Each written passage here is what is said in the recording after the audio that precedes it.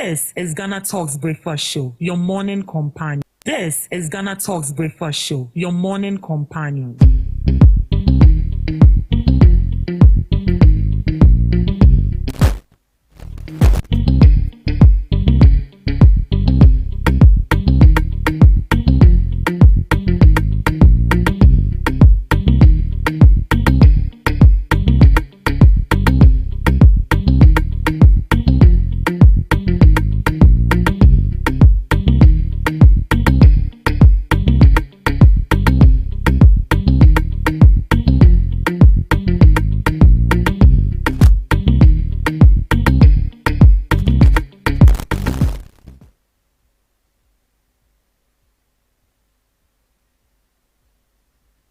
Listeners of Ghana Talks Radio, it's yet another beautiful Tuesday morning, and you are welcome to the Ghana Talks Breakfast Show right here on Ghana Talks Radio.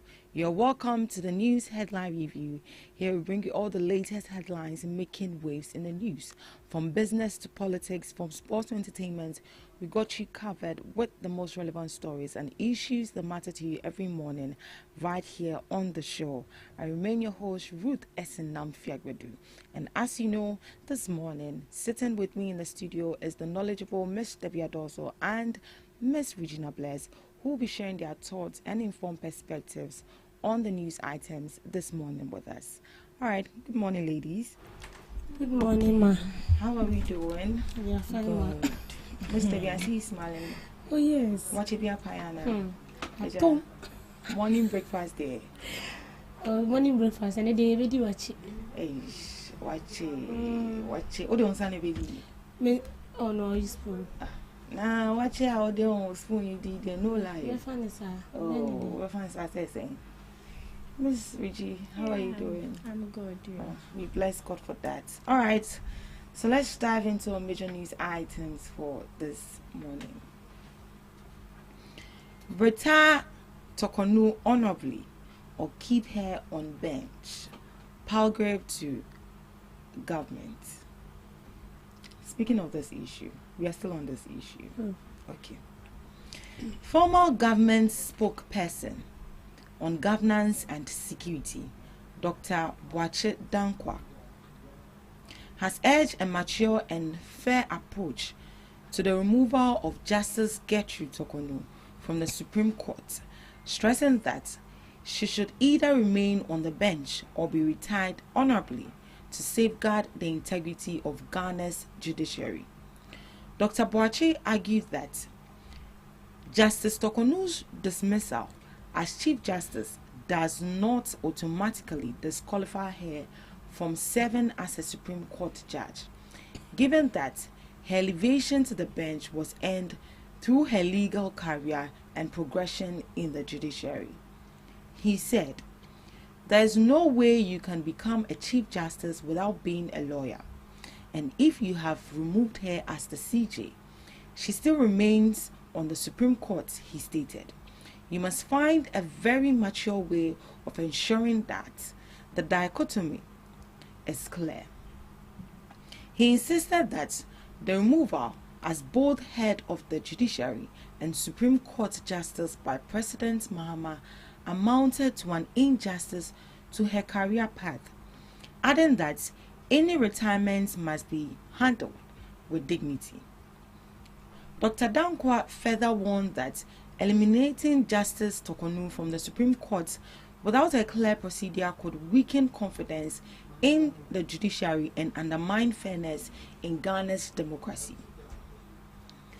A former director of the Ghana School of Law, Kweku Ansa Asare, has also urged President Mahama to retire Justice Tokonu honorably, warning that removing her entirely from the bench was both unlawful and dangerous for Ghana's judicial system. Right, so that is coming from the spokesperson for governance, Mr. Boakye. Now let's point out certain things he mentioned. So he wants the government to handle Justice Gertrude Tokonu matter with maturity and fairness. Specifically, he says, 1 is either they leave her on the Supreme Court's bench as a judge, despite removing her as a Chief Justice? Or, secondly, if she is to be removed entirely, retire her honorably, rather than push her out in a way that looks punitive or irregular. So his core point is based on removing someone from office of Chief Justice does not automatically mean they must be thrown off the Supreme Court entirely, and doing the latter without care damages individuals and institutions. So that is coming from Mr. Boakye. So being removed as Chief Justice does not mean she should automatically lose her seat as a Supreme Court judge, since that position was earned through her legal career. He argues that government should either let her continue serving on the bench or retire her with dignity. Forcing her out entirely, he warns, is unjust and could damage public trust in the judiciary and Ghana's democracy. Now, Ms. Debbie, I want to ask you a question. How would you feel if you go to the courtroom? Let's say you have an issue, maybe you've been sued or something, and then you go and meet a lawyer who was once a Chief Justice, but now, due to certain issues she had with the government, she had to be reduced as a lawyer. How would you feel on such a person, or even a judge, sitting on your matter? Immediately you see her in the courtroom, like, oh, she's actually your judge. How would you feel? I wouldn't feel good. Why? And I wouldn't feel good because she was removed.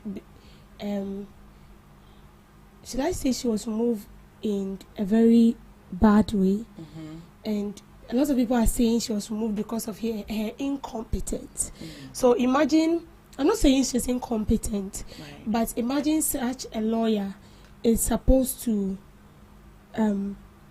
sit in for me. The first thing that will come in mind is, hey, Radima, lose your. Why? Oh yes, it's not as if the person is not competent enough, but there is already this speculation about you. You know, worse, sometimes you don't see people, like you don't get to meet and talk to them, but a very brief introduction by you negatively by someone can actually, spoil your image or dirt your image. So in as much as you've not even met the person, have a communication with the person, there's already this bad intention about you, and then they feel like you cannot do your work. So I feel like going to the court for the first time and seeing Tokono, I'll change you. I'll go for a different lawyer. All right. So let's look at this issue. So constitutional processes for becoming a Chief Justice and the Justice of the Supreme Court of Ghana, and this is based on the 1992 Constitution. So becoming the Chief Justice is the head of the judiciary and presides over the Supreme Court. Now, this is the process. Nomination by the President. So Article 144, Chapter Clause 1. The Chief Justice shall be appointed by the President, acting in consultation with the Council of State and with the approval of Parliament. This means the President proposes a candidate but cannot act alone. So secondly, consultation with the Council of State. The President must consult the Council of State, which is a constitutional advisory body under Article 89 of the 1992 Constitution. Though their advice is not binding, it is a constitutional requirement. Once it is in the Constitution that you should consult the Council of State, you have to do that. Now, thirdly, approval of Parliament. After nomination and consultation, the candidate must be vetted and approved by Parliament. That is also under Article 144, Clause 1. The Parliamentary Appointees Committee conduct public hearing before recommending approval. A majority vote in Parliament is required for confirmation. Now, swearing in.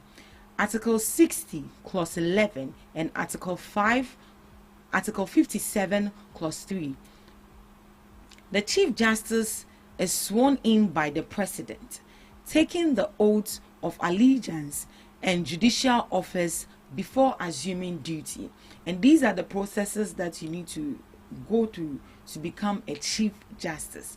Now, let's look at becoming a justice of the Supreme Court here.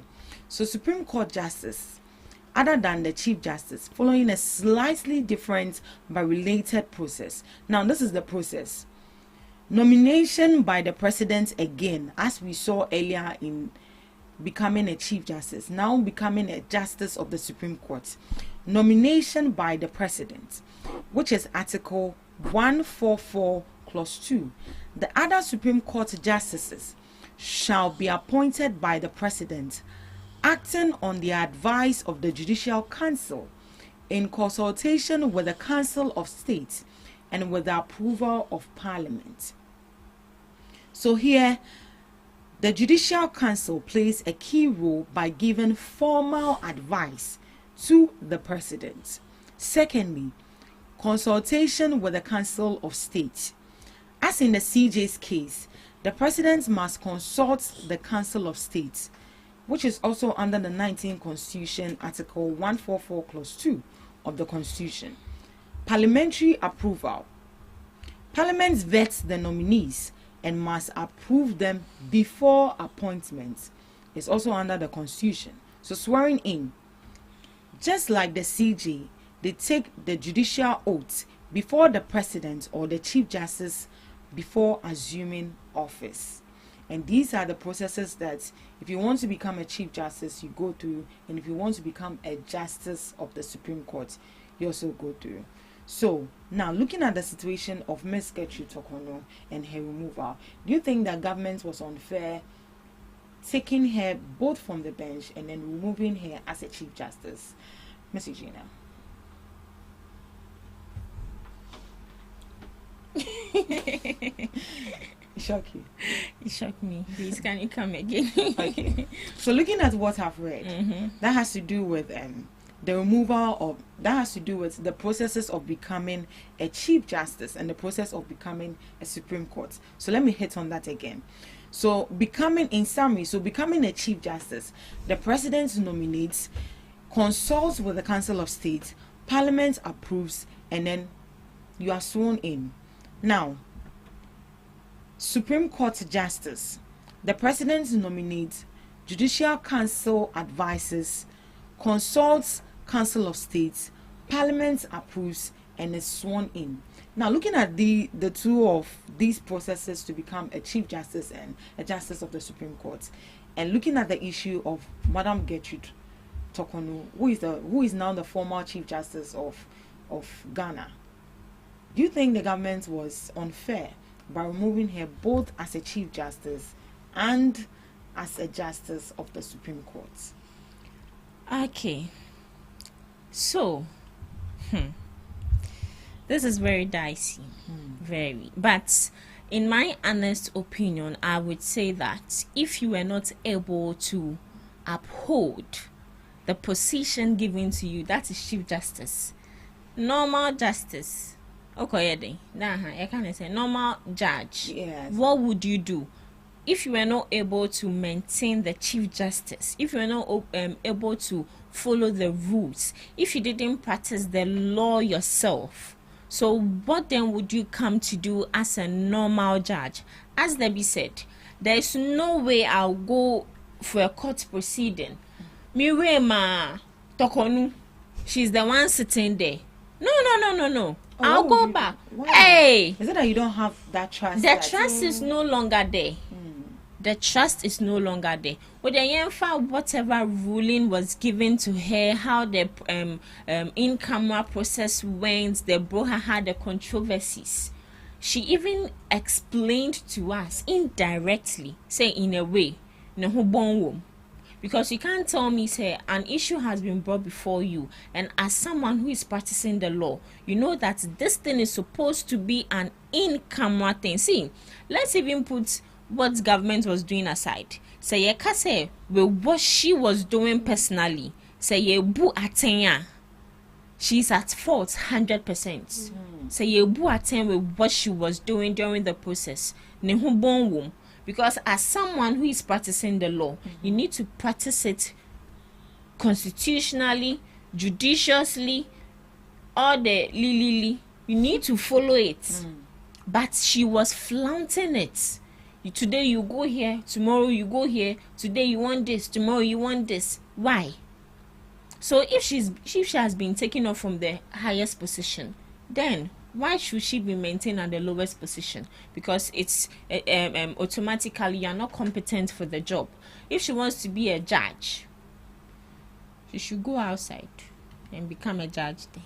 I'm not sure Ghana had it. I heard some comments that if it's this government that has removed her, she's not yet to retire. Looking at her age, yeah, I think they said the retirement age is 70. Yeah, she's not yet retired, and these people will leave power very soon. And if they leave, MPP when the new government comes in, she can equally apply, or she could wish to be appointed, and then she can come back to her post. But how is that going to let us look as a country? Exactly. If something of that sort. This would even look like a political gimmick. And I'm even saying that this thing is already a political gimmick, because the rate at which this government will come, take someone off, this government will come, take someone off, is becoming too much. I think just within this week or last week, we had a conversation where they were saying that the position of appointing Chief Justice should be taken away from the president. And I think in a way it's true, because so the next government which will come, if Nyamia Patana MPP Koba, they can choose to appoint her back. And there's nothing we can do about it. But the only thing Ghanaians can do about it is have doubts. We can only have doubts and have trust issues. Aside that, we can't do anything, because she has already been appointed.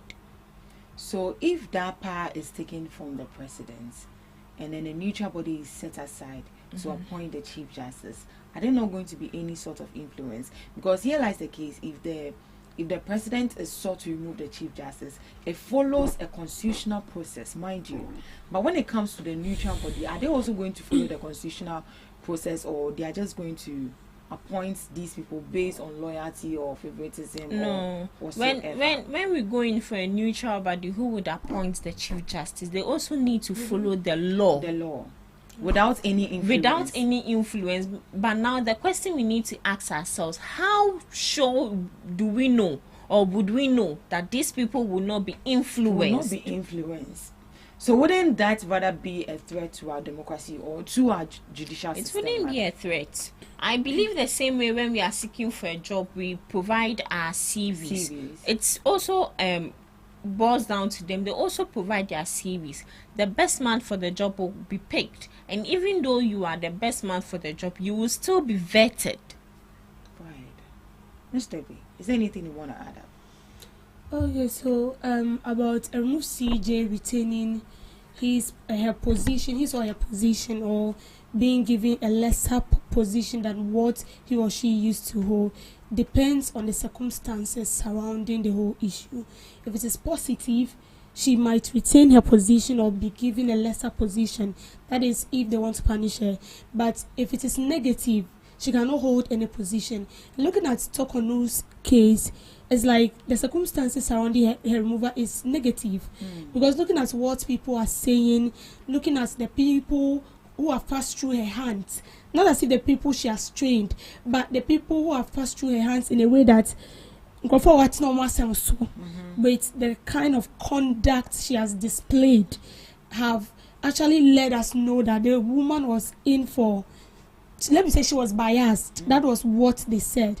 So looking at her, she cannot retain her position, and she cannot be given a lesser position too. The best thing we can do is because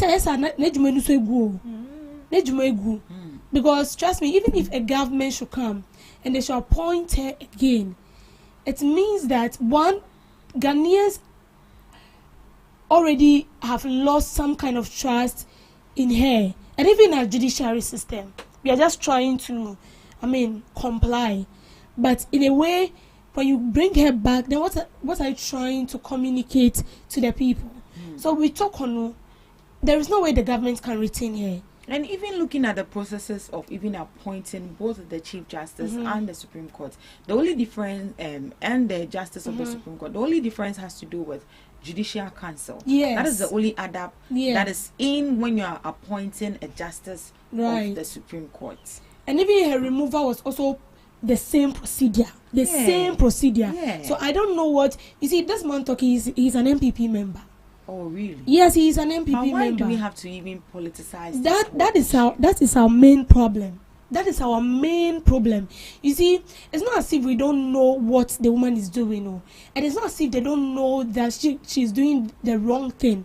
But because we want to use every bit of situation as a means of, let me say, as an opportunity for ourselves, and then buttressing it with politics, it's a huge problem. It's a very, very huge one. You did seem to Charlotte say, and it didn't distort public peace. Or the way Charlotte say was removed, was it nice?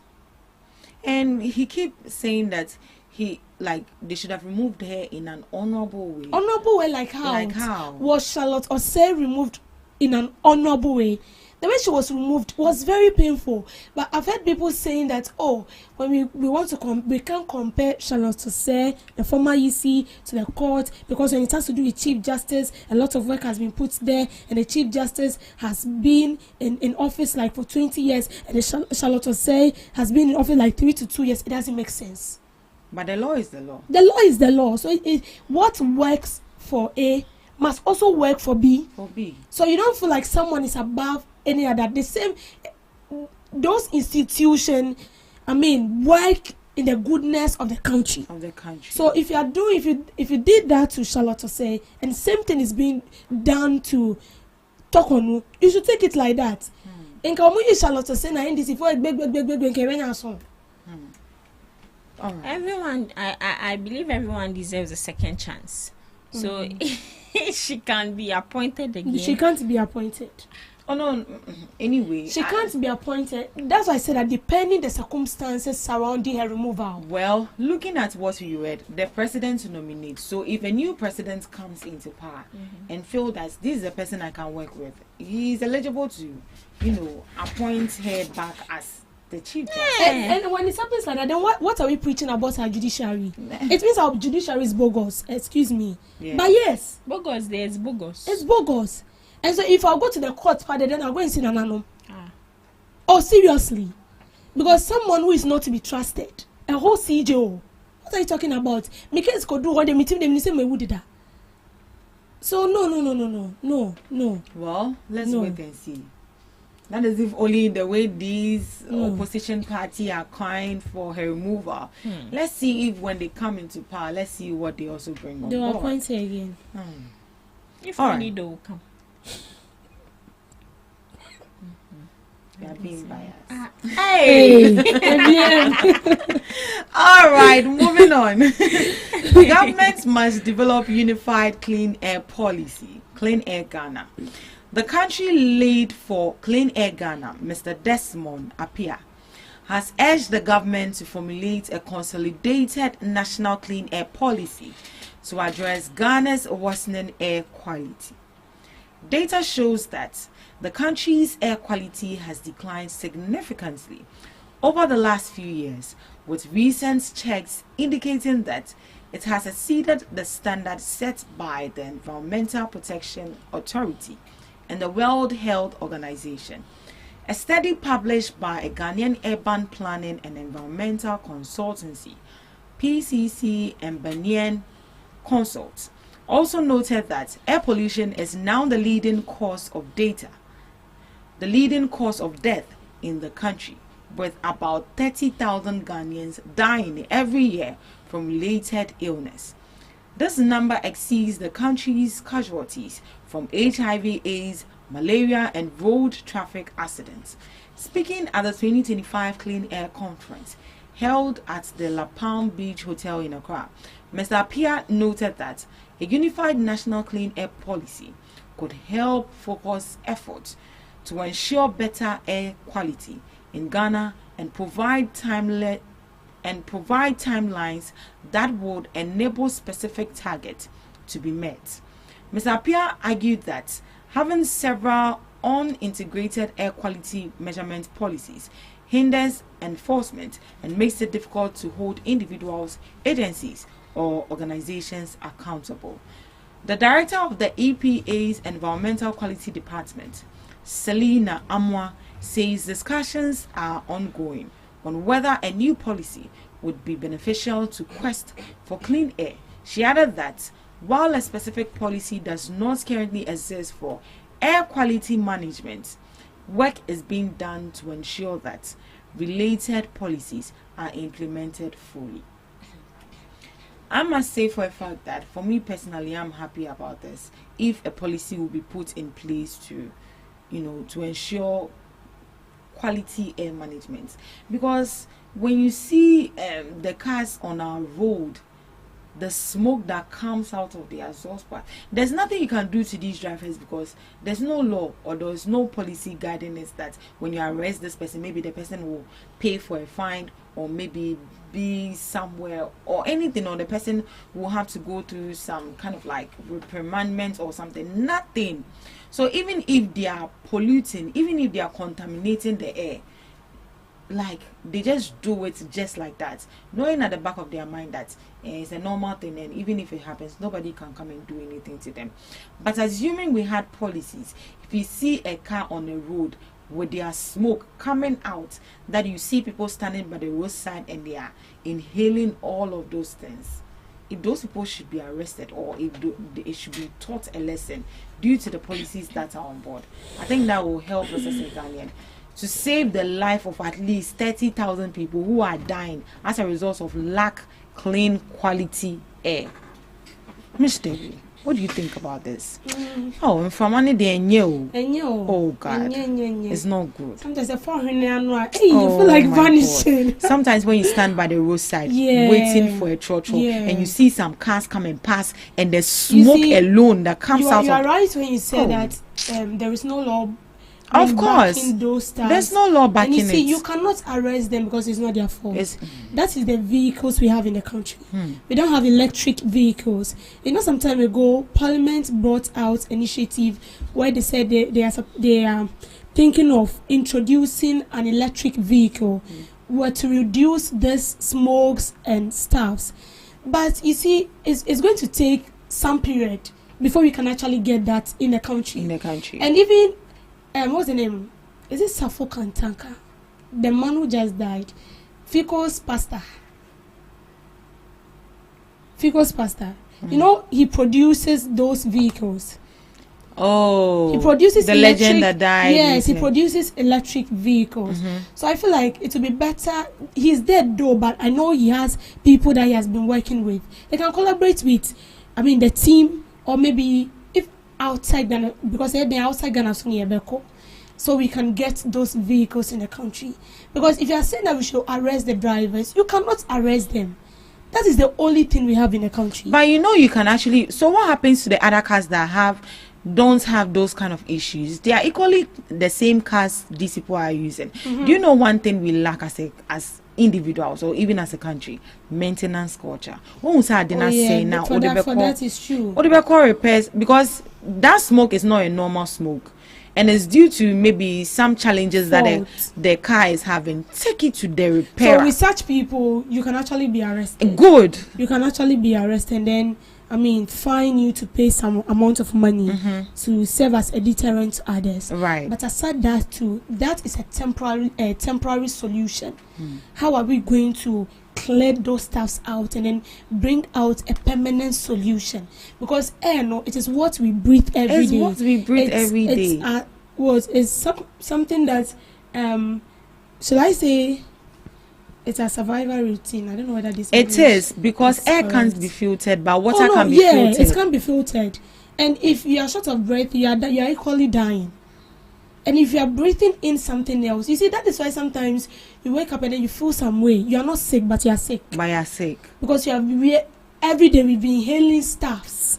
I said sometimes when you're even walking in town and you get to certain places, you don't even want to breathe or even hold your mouth. You want to hold your breath till you pass through that trauma. So we have to take note of that, and then we have to also monitor those industries that does the production of materials that has to bring out a lot of smoke. You have to monitor them and ensure that they are doing their work in the right way so they don't pollute the environment.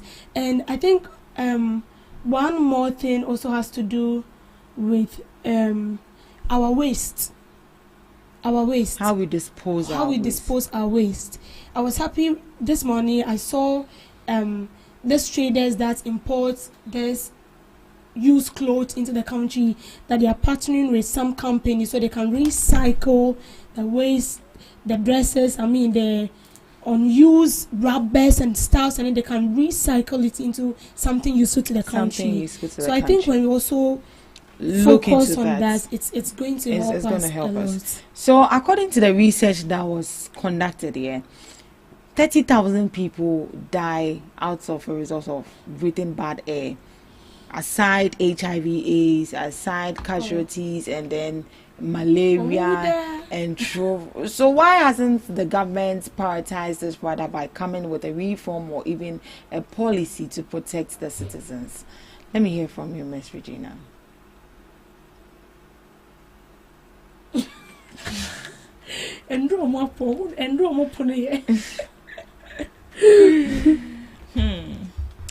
The government should. Hello, ma. I'm listening to you. The government should. Why hasn't the government brought up any sort of like policy if indeed 30,000 people are dying as a result of inhaling bad air, aside casualties, traffic accidents and malaria, HIV/AIDS and other illnesses that are killing people? According to the research that was conducted, 30,000 people are dying. Why hasn't the government prioritized this? I think, if I'm not mistaken, last month we had a discussion about some sector bringing or setting up a sensor, air sensor, to make sure that they detect all these things. See, I think we have laws, we have rules, but it's only left with the enforcement.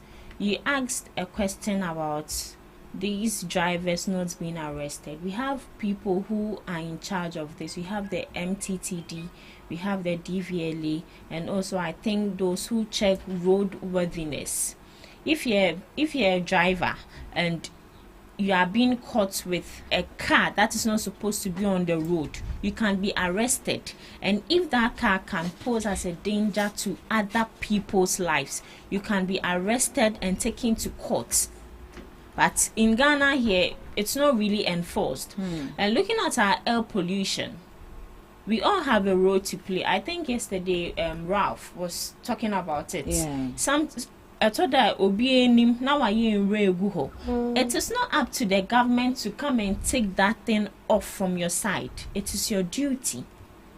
Obi woho, ye de bin ababesi ho, abind the bin ababesi ho. They would make sure that bin, they don't utilize it.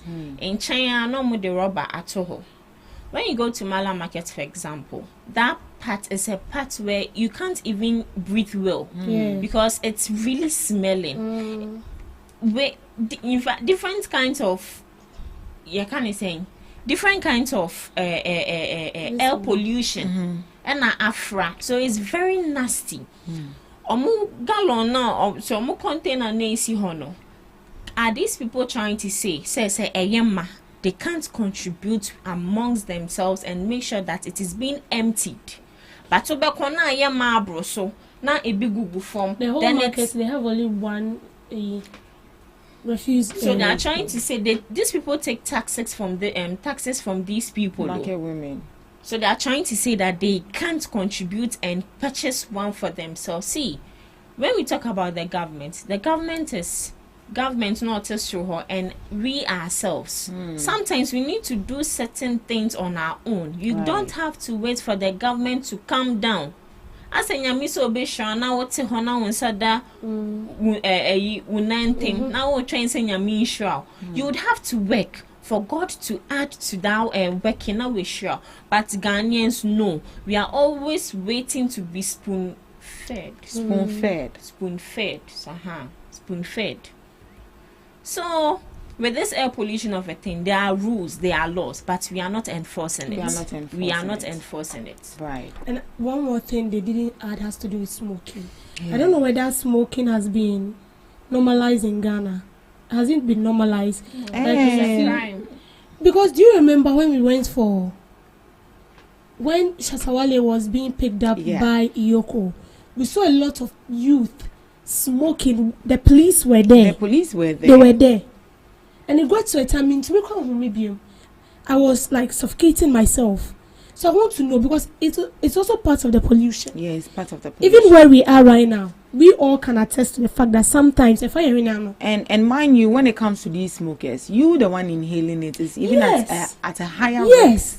Because I remember one time I was sitting outside. Regina came to I said, won't you go inside? Because now I want to know. So if it has been normalized, I want to know. If not, then we have to work towards that. Right. If you smoke, be in your room. Don't come out and come in. Pollute our respiratory organs. Right. That was from Miss Debbie, right? So let's look into our last story briefly before we move on to the next segment. Ghana joins UN fight to protect humanitarian workers in conflict zones. Ghana has joined other countries at the UN to launch a new declaration that protects humanitarian workers in conflict zones. The declaration is meant to make sure aid workers are safe and can deliver help quickly without obstruction. It also reinforces international humanitarian law and calls on governments to take real action. Ghana's involvement shows its ongoing commitment to peacekeeping and humanitarian efforts worldwide. The launch included a signing, an act installation, and a vigil to honor aid workers who died while serving. Right, and I think we saw that our own Foreign Affairs Minister Okujetu Ablakwa graced that occasion. What do you make of it, Miss Regina? Okay, so I would say it's a great call, because most of the times people who Ghanaians who are abroad working are not really being taken care of. I've seen instances where Ghanaians who work abroad, most of the times people who work as this housekeepers and all that, they are being maltreated. Sometimes these people are being subjected to emotional and physical abuse, and they are only mandated to only one food a day, whereas we know that part of the human rights, you have the right to food. It was Sunday we had a legal workshop at church, and when the lawyer came, he was like, we have a right to food. So if it's now you are having a food and I ask you for the food and you don't give me, it's wrong. Me and my food. Exactly. That was what everyone was saying. Me and my food. But he said you have the right to that food. So please, you people here, get ready. Yes, Must now eat in my house before I'll come. So I think it's a good call. We are Ghanaians, but it's unfortunate that due to our economy, some people have to leave our country and go to other countries to work. So those people that they need to make sure that they are being taken care of very well, and they also have to sign an agreement with these bosses, because I don't want to mention some of the countries' name, but some countries are known for this. They are known for killing their workers, abusing their workers, both physically, emotionally, and even sexually. But they don't really come out to talk about it because the money they are being paid is good. So I think it's high time they address that. And I think with the YEA, they brought up an initiative where they said they would take people out of Ghana to other countries as and make nurses, all these. I think those people would be protected. But some sorry, they on their own will. They are not really protected. Right. They are not being protected. So it's high time they protect them. them. Miss Debbie. Yeah, so I think this humanitarian being people that improve the welfare of people, and example poverty and that. So let me take Ghana for instance. You know, some time ago we had World Vision, World Vision is not an organization from Ghana. It's actually, I think, an organization from the Western world, but then they have collaboration with some Ghanaians. And what they do most is they go to these deprived communities and ensure that what they are going through, like maybe they lack school buildings, and then they help you put up a school building. Maybe this community, they lack chips compound, and then they help them build. Like, we are always happy to receive them because they are bringing development. Right. But have we ever think about their warfare, their war being of late? I don't really see them again. Like, I don't see their waste. I don't know whether they are still in Ghana. And I can tell you that they've created a lot of boreholes for some communities in this country. So humanitarian work there, it's cut across. We also have some people from Ghana that are collaborating with other African countries. They are not in Ghana, but they are in those countries, working with the whites and other countries to improve the livelihoods of people in those countries. If somebody tells you that he or she is from UK, it doesn't mean that he's rich. We have people there who are also poor. We have people there who also need help. Right. So we have Ghanaians also collaborating with people there, and then they are helping the natives of the Americans, and we have the Americans also collaborating with Ghanaians, and they are helping some communities here. So it is good that we will foster that kind of relationship and ensure that even if it is the Americans that are working here, their welfare, their well-being is being protected. And even if it is Ghanaians that are collaborating with them in their country and they are helping their people, their welfare there is also being protected. It's also protected. So I feel like, yeah. So it's more or less good. like a tit for tat something. Yeah. If you protect my people, I'll protect your people. Yeah, come in, please. And I also think that charity begins at home. Right. Just recently, we had some issues with U.S. Ghana deportees and the Ministry of Foreign Affairs accepting them. If you are able to accept other people into your country and protect them, it should apply to the people who are your blood. It should apply to people who are your citizens. You shouldn't do anymore and your people are suffering. Right. Well said. Beautiful submission right here on the news headline review. Thank you so much for joining us. Up next, we have Debbie's Grill.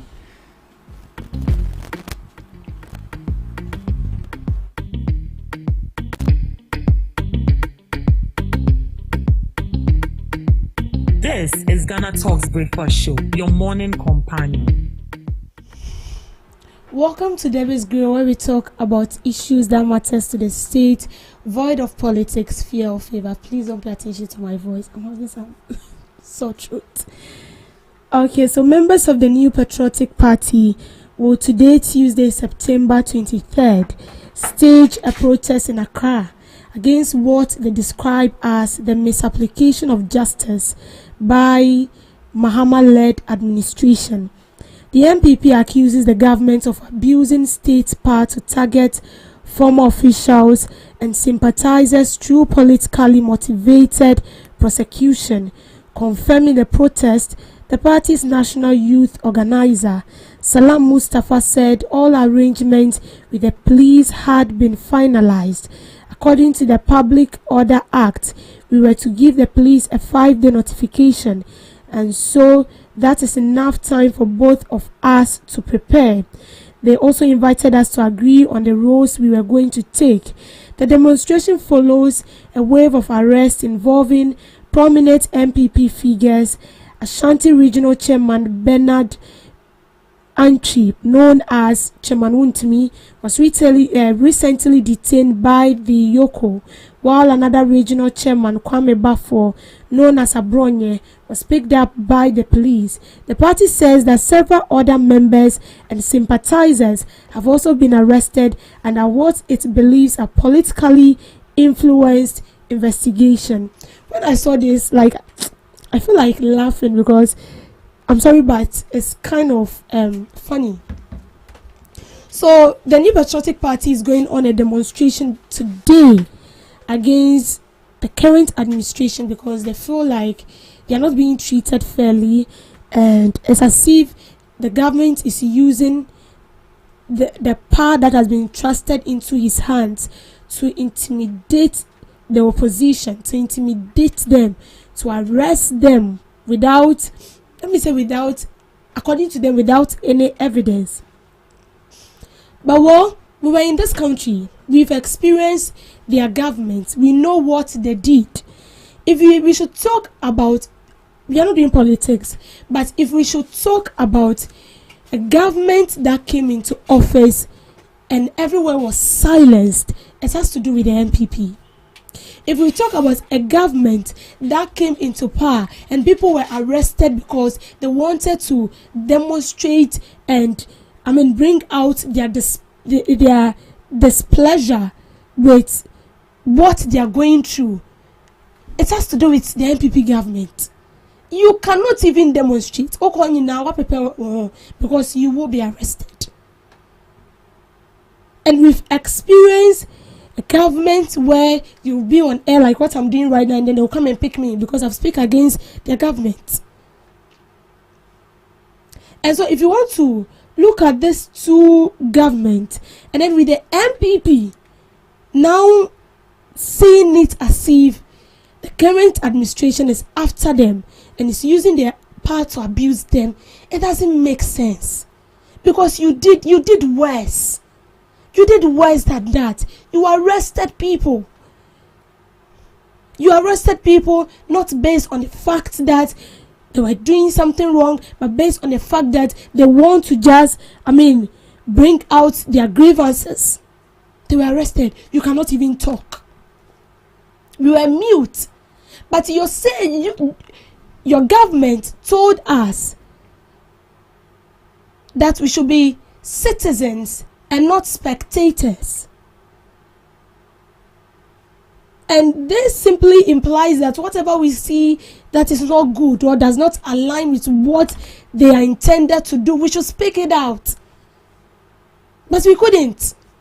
And now you feel like they are after you. Who is after you? You're after yourself. I don't think the government will come after you when you're doing the right thing. No. Why was Abronya arrested? Abronya was arrested because a video came out where he was speaking all manner of things against the current administration, the president, and it was bad. I can't say it here because Manukwa Midru. The words that was coming out from the mouth of a leader to his fellow leader, it was so bad.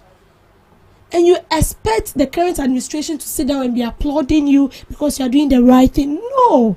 For crying out loud, you are a leader. You should set a good example for others to follow. So if today the MPP is saying that the NDC is now after them, then it's funny. It's very, very funny. And I feel like it's as if they don't have anything to do, so they just want to release some stress and they are going on a demonstration. How many people has been detained so far? And as I said, if you are doing the right thing, no one will come after you. Nobody will come after you.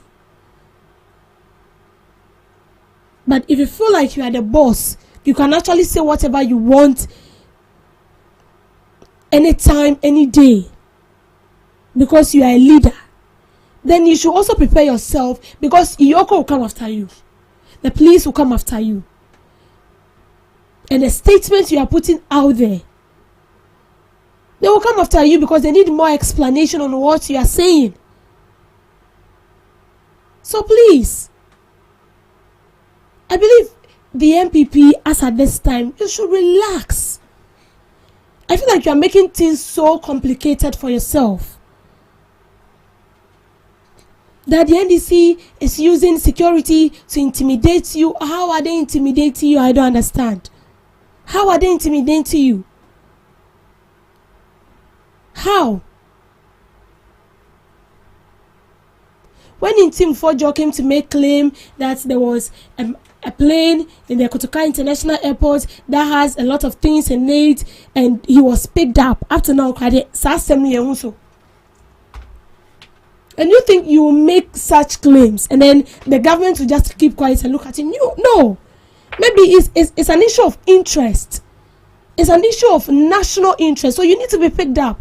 Give more explanations. Maybe we can go after these people, arrest them, and then get to the root cause of what you are talking about.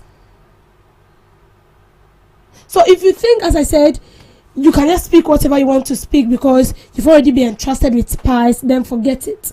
You be foul. Even me sitting here, if I'm not very careful with the kind of utterances I made, I'll be picked. So we need to be very careful. Demonstration and Mokwani, it won't solve any problem. It won't add up, it won't subtract, it won't divide. It's still the same. MPP is still MPP.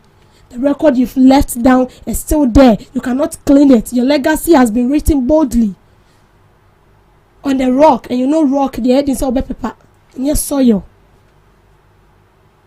So please, give us the break. Demonstration in the Mobeko, but it's not going to add up anything. The best thing everyone is looking for with the MPP now is for you to calm down, relax, give yourself some break. Think through the whole issue. Think about how you are going to arrange the party, bring that beauty of the new patriotic party, because as it stands now, we all know the party is draining. The party is draining. You can't buy on what chunk of a pan. I buy ben about what chunk of what MPP are buying. You should come and tell me. The people you've arrested is uncountable. It's uncountable. Civilians were beaten, they were arrested, you cannot talk, you cannot say anything, the government is doing something bad, we are all shut. Because if you should say PIM, you have a foul. And it's funny because they've now realized that the NDC is doing well. I feel like this is just politics. I feel it's politics. But you see, some politics, oh yeah, wow, it will rather end up tarnishing the whole image of the party. So why not just stop it? Sit somewhere in your corner. Watch what is going on. Be a watchdog to the current administration. And see their mistakes and ask yourself how you're going to improve it on your side. So at least get some favor, find favor in the sight of the people. And if you think this demonstration and calling of press conference and stuff is going to help the party, then please continue. But trust me, it will get nowhere. Thank you for making time with me on Debbie's Grill. Today in history, President Kwame Nkrumah's UN address. Ghana's first President Kwame Nkrumah addressed the United Nations General Assembly.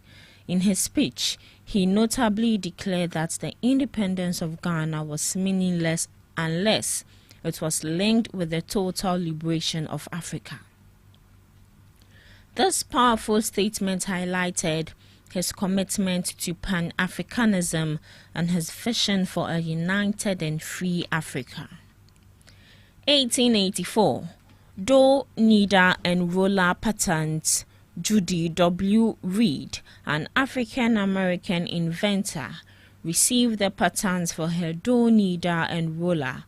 This invention, like others from the African diaspora, contributed to the history of innovation and technological advancements. The Kingdom of Saudi Arabia is founded. Saudi Arabia was founded in 1932 by King Abdulaziz, who united the regions of Hijaz and Najd, parts of Eastern Arabia and South Arabia, into a single state through a series of conquests, beginning in 1902 with the capture of Riyadh. Bob Marley's last concert. Jamaican musician Bob Marley, who was especially known for popularizing reggae, performed his last concert, a sold-out show in Pittsburgh, Pennsylvania. He died of cancer the following year. Looking at some observances, International Day of Sign Languages. sign languages in a unique opportunity to support and protect the linguistic identity and cultural diversity of all deaf people and other sign language users. In order to raise awareness of the importance of sign language in the full realization of the human rights of people who are deaf. Celebrate Bisexuality Day. It is a sexual orientation where a person is emotionally, romantically, or sexually attracted to more than one gender, typically both men and women. This day unites the bisexual community, their friends, and their supporters. It also raises awareness and provides an opportunity to educate the public about bisexuality. The day aims to counteract prejudice of bisexuals by both the straight and greater LGBT communities. National Energize Day is all about pressing pause, not because things are falling apart, but because sometimes we just need a moment. It's a quiet reminder that we are more than our to-do lists. You don't have to do anything fancy. Just step back, breathe a little deeper, and let yourself enjoy something simple. Lastly, Tail Talk Day is an annual awareness day dedicated to promoting conversations about ovarian cancer. The day encourages people to wear tail to show support, start conversation with friends and family about the disease, and learn about early symptoms and risk factors which can save lives by improving early detection rate. And that's all for today on Today in History and Some Observances, live on GhanaTalks Breakfast Show. Thank you so much, Ms. Regina Bless, for Today in History and Some Observances of the Day. And that'll be all for today on the first segment of the GhanaTalks Breakfast Show. Thank you so much for joining us. We'll be coming up on the news shortly. Please stick and stay with us.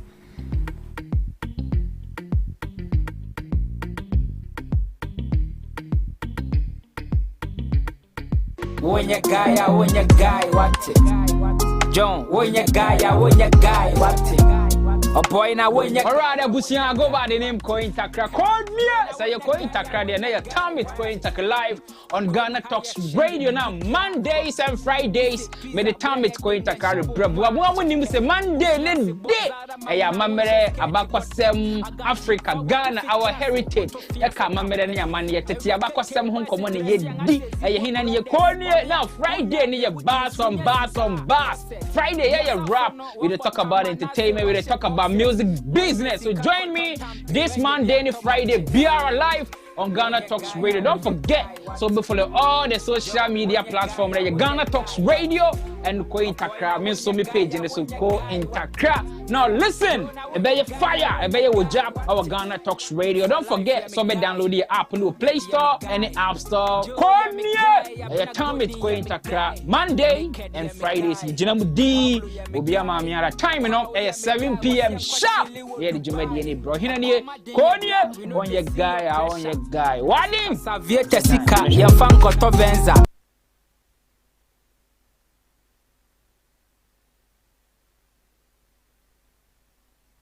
This is GhanaTalks Radio, the best station rocking the nation.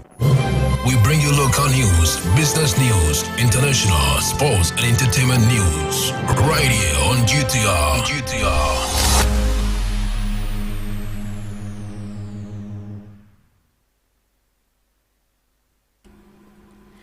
Welcome to the morning news broadcast on GhanaTalks Radio. Coming up, Used Clothing Dealers launch recycling program. NPP to demonstrate against government today. Nkrumah's Pan-Africanism, a call to action for Africa unity. Kennedy Ohene Japan urges youth to take charge of financial futures. These and many more coming up your way shortly.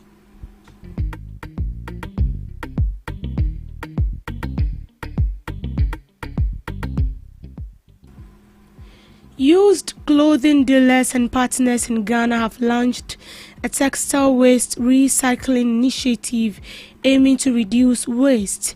This initiative is part of a broader effort to address the country's textile waste crisis exacerbated by the massive importation of second-hand clothing. According to them, a textile recycling startup is to work towards a sustainable circular economy in the fashion and construction industries and to transform textile waste into eco-friendly insulation panels and promote sustainable textile waste management practices. Importers for any banner batono, dear ultimate men cotungu kwemu and cotungu nsum cotungu baby mom what is a basadia bray in you almost either a meska and I say Mako didn't need that yen for their brain. Tinema in importers for shall say and dear the bomb press and cost na intim na enter and from my Jumapa nobody a bray and Catman forum. Zia tourism wasam.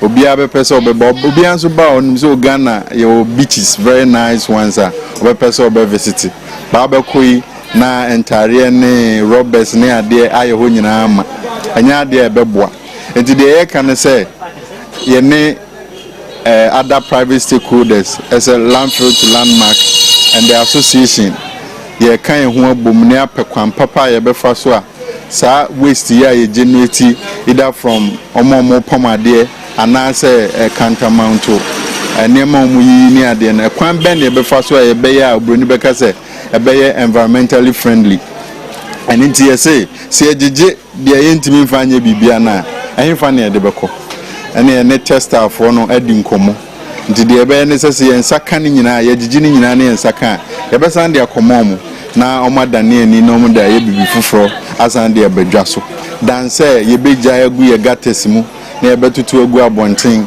ama at the end of the day no be san ko fans so bone e de amai all stakeholders now involved in the supply chain no omunya ne akoma boma yina ya back together agreement no now EPA almost adwuma environmental protection agency nti omo de ne say se ne be ya enema ye beton no amanfo ntimi nton no enkobola sunti no na omo so be kan ho a yina ya boma yes agreement ni etimi dia boa oman no enti no say ye gi nyama no a ye dey call recycling center ewo akosombo na ho no ye be ye material separation na they are good for upcycling ye dey be call ho no they are good for recycling no ye dey be recycling product nyama be different things. I mean ye can about even recycling back into the original recycled cotton and other fabric types. That is namana ebe recyclable no, but then even recyclable no they be used as fuel to boost factories in the war around that Akosombo enclave no. Nti ye believe say ene amount for account about textile waste as a problem, but ye who know as an opportunity because within the waste no lies many opportunities. Mr. Mane wo dwane mu nyina ene omo wa akire nyina so bia mfa ne ho nyim na de obeto a wontimi nton no na de san fabra eno beboa makroma ye fe eno so beboa ma efi omo kasa gugu abonte ne omo kasa broni wa wu no enye na ye nwura no ombeje atum se enye nwura because ade ye nwura na ye so de fabra na ye be san recycle asa de aye ne omo foforo de abedwa no. The New Patriotic Party is set to stage a protest today, September 23rd, 2025, against what they perceived as the government's use of state security to oppress opponents. The MPP member and former communication director for Dr. Bawumia, Dennis Miracle Abuaji, announced the party's readiness for the demonstration. The party's protest appears to be part of a broader effort to push back against what they see as government overreach and oppression.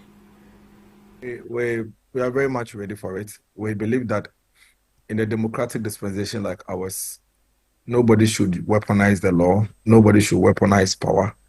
The law should be applied fairly and squarely and in a just manner. We are not saying that if somebody fouls the law shouldn't take its course. But we are saying that we want to see equal application of the law across board. And we want to see this government eschew from weaponizing the power they have to harass their their opponents. Right now, it's as if once you see anything that the government doesn't find palatable, they must find an excuse one way or the other to arrest you. And then when they arrest you, they take satisfaction in parading you before cameras with handcuffs on your hands and giving it to their social media people to share.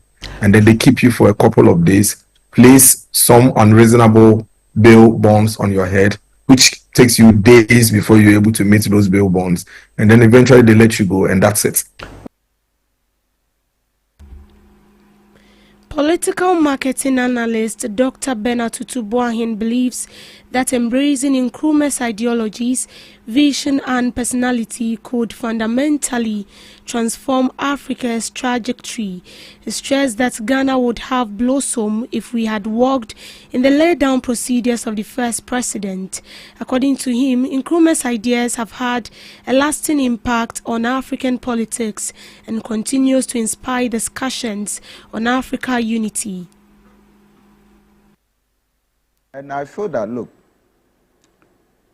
if Africa would understand and probably get together, if our leadership in Ghana would trace Nkrumah's ideology, would trace Nkrumah's vision, not just that, even his personality, and begin to learn from it.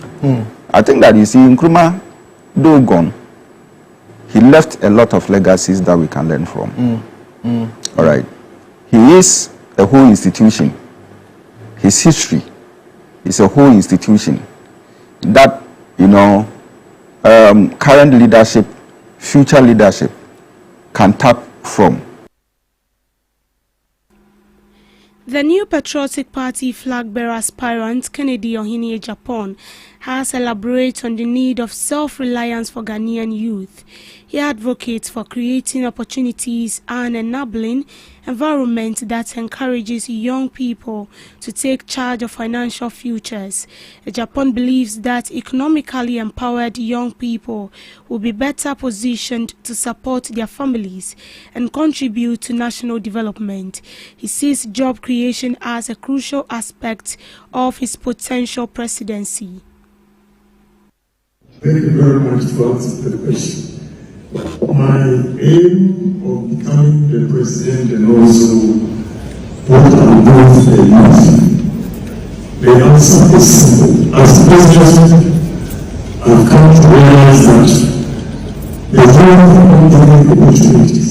When we talk of youth employment, all those agencies are not going to assure the future of the youth unless the government creates a learning environment smooth business so that the youth will take advantage of it. The youth is over-dependent on government to be aspired, and no youth dependent on the government alone can survive or be a rich or successful person. You have to take the destiny into your own hands and make sure that you take advantage of what is going on and move ahead. Don't wait till the government gives you assistance. So what I'm also going to do is very challenging for the youth to have startup capitals. We shall make sure we give startup capitals to the talented youths who want to venture. In business, the Ghana Gold Board and the Ghana Commodity Exchange have initiated discussions to introduce gold trading on the exchange platform. This is expected to broaden access to Ghana's most valuable minerals for both retail and institutional investors. The planned initiative is designed to open up new channels of wealth creation and investment while formalizing and modernizing the trading of gold in the country. By integrating the commodity into the GCX framework, it will enhance transparency, boost investor confidence, and position the country as a leading player in structured gold market across Africa. As part of the process, Gold Board is engaging with the Securities and Exchange Commission to ensure regulatory compliance and strengthen safeguards for investor protection. The partnership represents a strategic step in Ghana's effort to maximize the value of its gold resources. If successful, it will establish Ghana not only as a top producer, but also a regional hub for regulated gold investment. Ghana welcomed 112,000 passengers arrivals in August 2025, highlighting the continued rebound of the country's travel and tourism sector. The figure, one of the strongest in recent months, reflects sustained demand for both businesses and leisure travel despite global economic uncertainties. According to data from high-frequency economic indicators, monthly arrivals have consistently stayed above 100,000 mark this year, reinforcing Ghana's growing appeal as a hub for conferences, leisure tourism, and investment opportunities in West Africa. The August performance is particularly notable, given heightened competition from regional peers, many of which are scaling up efforts to attract international visitors.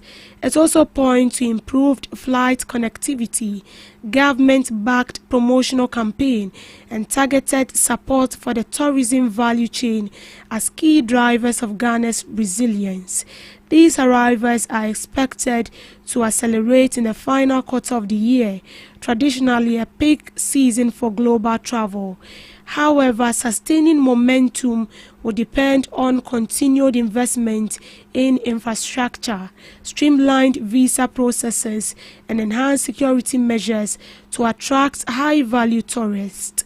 The steady rise in passenger inflows is also projected to benefit contemporary sectors such as hospitality, retail, and transport, which are critical engines of job creation and economic diversification.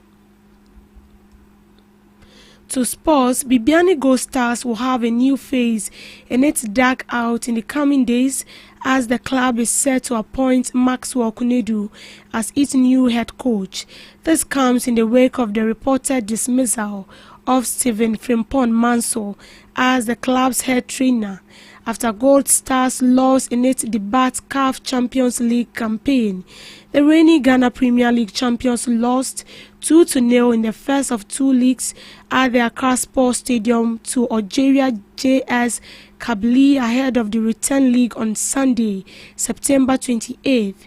Deep-throated sources confirmed that Frimpong Manso has been dismissed from his role and won't be part of the club's trip to Algiers for the return league. Kunedu's reported impending appointment is said to be made official after Gold Stars return from their trip. Former Kumasi Asante Kotoko head coach Maxwell Kunedu recently led Nswatreman FC to win the MTN FA Cup and compete in the CAF Confederation Cup. He has had coaching stints at Lagos Cities and Accra Great Olympics in his career. He recently was named as the head coach of Ghana's national under-20 men football team. Still on sports, President of Botswana has declared a public holiday to the country to celebrate the country's men 4x400 meter relay historic win at the World Athletic Championships. This year's championships that recently concluded in Tokyo, Japan, and Botswana beat out the United States of America, winners of the event in the last 10 World Championships, to win the gold medal. South Africa finished in third place. I will be sure to tell everyone, Botswana's natural diamonds are not just on ground, they are a world champion athlete, President Boko said in his address delivered at the United Nations General Assembly in New York, USA. This is not the first time a move like this has been made to celebrate Botswana's athletes, as a half-day holiday was declared last year to celebrate the 200-meter gold medal win at the 2024 Olympics. In the 2024 Olympics, Botswana won silver in the men's 4x100 meter relays. Botswana won gold and bronze 2025 in the men's 4x400 meter event as well. And that is how we ended for now on the morning news broadcast. I will be back with subsequent news bulletin later in the afternoon. I am Deborah Dorso. Until then, good morning. We are GTR, Ghana Talks Radio.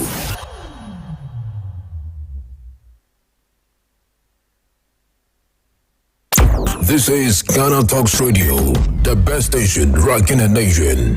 When you guy, what it? John, when you guy, what it? A boy now when you alright, Busia go by the name Coin Takra. Call me, say you're Coin Takra, the name time it's Coin Takra live on Ghana Talks Radio now. Mondays and Fridays, may the time it's Coin Takra. Bravo, when you say Monday, let's day. Aya mamere abakwasem Africa, Ghana, our heritage. Eka mamere ni amani yeteti abakwasem hon komo ni yedi. Aya hina ni yekonye now Friday ni ye bass on bass. Friday yeah rap. We dey talk about entertainment, we dey talk about music business. So join me this Monday and Friday. Be our live on Ghana Talks Radio. Don't forget, so before all the social media platforms, like Ghana Talks Radio and Ko Intakra. I mean, so me page in the so Ko Intakra. Now listen, about your fire, about your job, our Ghana Talks Radio. Don't forget, so me download the app in the Play Store and the App Store. Call me, your time it's Ko Intakra. Monday and Fridays. The Jinamudi will be a mamiara time, you know, at 7 p.m. sharp. Yeah, the Jumedi bro. Here, Konya, on your guy, on your guy. Wadim Savieta Sika, your fan Kotovenza. Are you ready to amplify your business or brand's reach and make a meaningful impact in Ghana and beyond? Partner with Ghana Talks Radio today to connect with a diverse audience across Ghana and beyond. Elevate your brand through on-air promotions and social media. Boost your brand during prime time. With Ghana Talks Radio, you can extend your reach across digital platforms. Ghana Talks Radio is not just a station, it is a community hub where your brand becomes part of the conversation. Join us in fostering connections, celebrating culture, and making a lasting impression. For customized sponsorship packages and enquiries, email contact@GhanaTalksRadio.com or call +233 202 544614. Ghana Talks Radio, giving the youth a voice.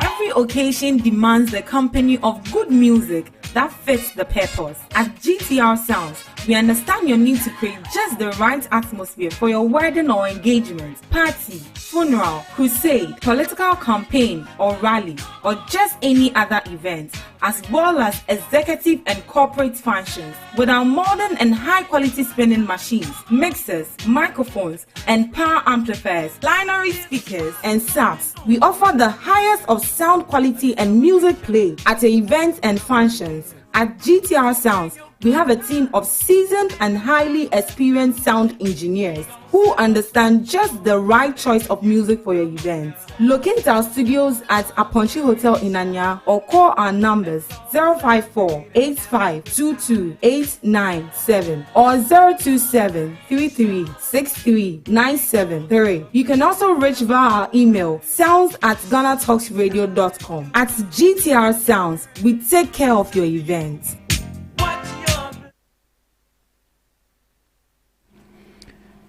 So that was an ad to let you know that we have a sound system with very qualified DJs to make your feet dance and bounce.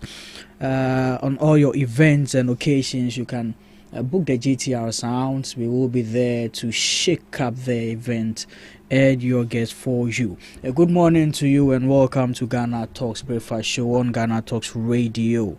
My name is Pakwesio Mare, and you know how we normally come your way with the best of the best in the city and in the capital. Today, interestingly, one of our guests have switched camps. So we will be digging into that. But before then, let me remind you once again that you are part of the conversations. So let us hear from you. Let us get your views, your suggestions, and your opinions on all the topics that we are in here to discuss. Because it is for you and because of you that we are here. Without you, we wouldn't be here. So be a part of it, and we will as well be a part of you. Later on the show, we are expecting the NPP's communicator to join us. But yes, we are fortunate to have the NDC's communicator in the studios with us. You've always known him to be an independent communicator, a social communicator. Little did we know that he was just preparing himself to unveil himself with where he actually does stand. Without much to say, let us introduce our new face for the NDC in the person of Mr. Ivan Kranting. Ivan. Mr. Murray. Good morning, sir. Good morning. This your introduction. You are just setting me up for. You are setting me up for our viewers and listeners to cover. But that is quite interesting. I have always been an NDC, and in as much as I appeared on this show to be an independent panelist for a while.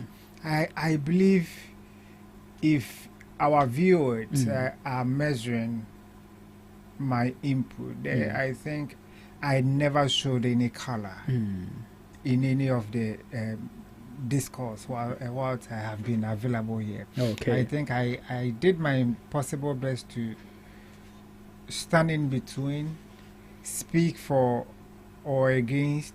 If it is right, it is right. I though when I go back and I listen to some of the things I say, some of my people come against me. This one, you should have said this, you should have done that. Especially when I am on Facebook. There are some few people on Facebook who they attack me. Oh, really? Yes. Because they know you to be NDC, and now you are. We know you belong to NDC. So if you are going, you are paneled, you should be paneled as NDC. And then I tell them, yes, I am NDC, but sometimes you should be able to also speak without political color connotation. Sure. And when you do that, and you sit behind and you analyze, you get to know from the lens of a neutral or from the lens of someone who is not affiliated to a political party, is my government doing well? And per what I have said and the feedback mostly I get, it means truly people believe Aban Papaba. Oh, really? And yes, they understand the situations and the conditions that are the government are putting in place, the measures the government are putting in place to make sure that things go very well for the general populace, especially because when things go well, the government takes a lot of credit, and it inures to their benefit. In as much as things are going as we are seeing, and the NPP are just running helter-skelter. Is that what they are doing? Is that what you think the NPP is doing? No, Mr. Murray, you know that is exactly what the NPP is doing. I don't know. Mr. Murray, you see, where we've got into, there is an Akana proverb which says, boto enfa kranshim NPP for baby ya do know who boto kran or the krana kwakoshim. They don't know see the whole. They don't see where to punch because everything has been in order. We are just barely 8 months, and even per government budget allocation we are less than 7 months in government. But just see what the government is doing: payment of contractors, payment of capitation grant to schools, payment of Get Fund, payment of NHIL. You see, the government is doing a whole lot of things, and that only gives the Ghanaians the respite. it gives Ghanaians the hope that if things go as it is, as we are all seeing now, then it means in the next 2 years we will be in a safe haven. we will be where people will see development. They will feel development. They can touch development. Wow. Unlike what we experienced some years ago, where which years were that? Was it from 2008 to 2012 or 2012 to 2016? Mr. Omari, yes, sir. When we put numbers, when we start mentioning dates, times, and figures, you see, we remember people of their pains. We remember the pensioners of their monies which were forcefully taken from them in the name of Dumso as well. Mr. Murray, we remember them. The pains that they went through. We remember people. We remember the former Chief Justice Sophia Ekufu. Remember the protest that she went on, the demonstration that she was engaged in. We remember a lot of people. The pains, the contractors, the over years projects that they built, and they still did not receive their payment, their contractual sum, payment of monies that the government need to pay them. They did not receive it. We remember a lot of people. We remember the NAPCO personnel who were promised that they will be employed fully after they've gone through the 2-year period where they weren't employed. And you see, we remember Ghanaians that they allowed Chairman Wontumi to enter into the Nimri forest to go and destroy our forest vegetation. We remember Ghanaians. Do you know, we need not to go on that tangent. We need to give Ghanaians the hope, and we need to let Ghanaians know that where we've gotten to Aban Papaba, where we've gotten to, things are going on as the John Mahama administration promised them whilst in opposition. We need to remember Ghanaians that where we have gotten to, think just recently, formally, when these students, when they finish writing their BC school selection processes, they go through a lot of hell. But let's ask ourselves, recently, what have become of it? It has been very seamless, very smooth. Hardly will you hear a parent complain that this is what has happened. But unlike some years ago, which I say I don't want to mention dates, because when we start mentioning from the 2017 to the 2024, you see, it was a hell of a moment that Ghanaians experienced. Mr. Murray, as we are speaking, you felt it. Did you not why are you trying to inject me into this? I am not injecting you. We are having a discourse. And our listeners out there, they understand whatever that is going on. Did you not feel it? Feel what? Mr. Murray, so you mean under the disappointed I just know we will discuss Dr. Kwame Nkrumah, but under the low budgeted Dr. Kwame Nkrumah, did you not experience the hell? You see, or you were part of those who were gaining from the government by then? What government? The MPP government. You see, I just don't want to believe, because I know you were feeling the pain. You were feeling it. For the judgment of you being neutral and no, I'll leave it to Kennedy to come and judge us. If so far you've been very neutral to him, I'll leave it to Kennedy. You are Kennedy. How can you allow a political person to judge someone's neutrality? I mean, he is the one experiencing it. Your producers are there. You have a lot of co-hosts as well. They can determine whether I was fair to the system, whether I I shared my opinion without any political connotations. For that one, yourself, you're very good self. Mr. Murray, was I fair? No, you should be able to come clear on this. Listen, if you leave it to Kennedy to come, Kennedy, have you seen a cockroach being innocent in the court of the fowl? Okay, but let me ask this. Now that you are representing a political party, is that going to affect your stance on some issues? Let's say previously you take probably a neutral ground on an issue.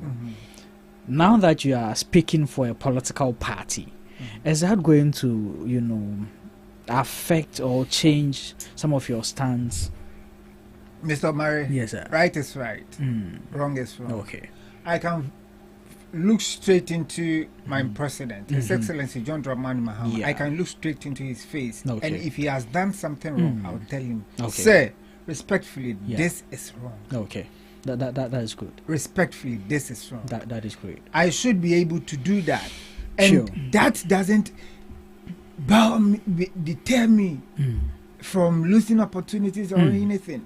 Listen, we are developing Ghana. Okay. And if we are developing Ghana, Yeah. yes, I am associated to a political party, but I have my personal views as well. Okay. I can share I can say this is my personal opinion. View, yeah. Yes, that is This is not coming from the no, party. This is your personal it is my stance. personal Okay. stance, and that one I am at liberty to share it. Yeah.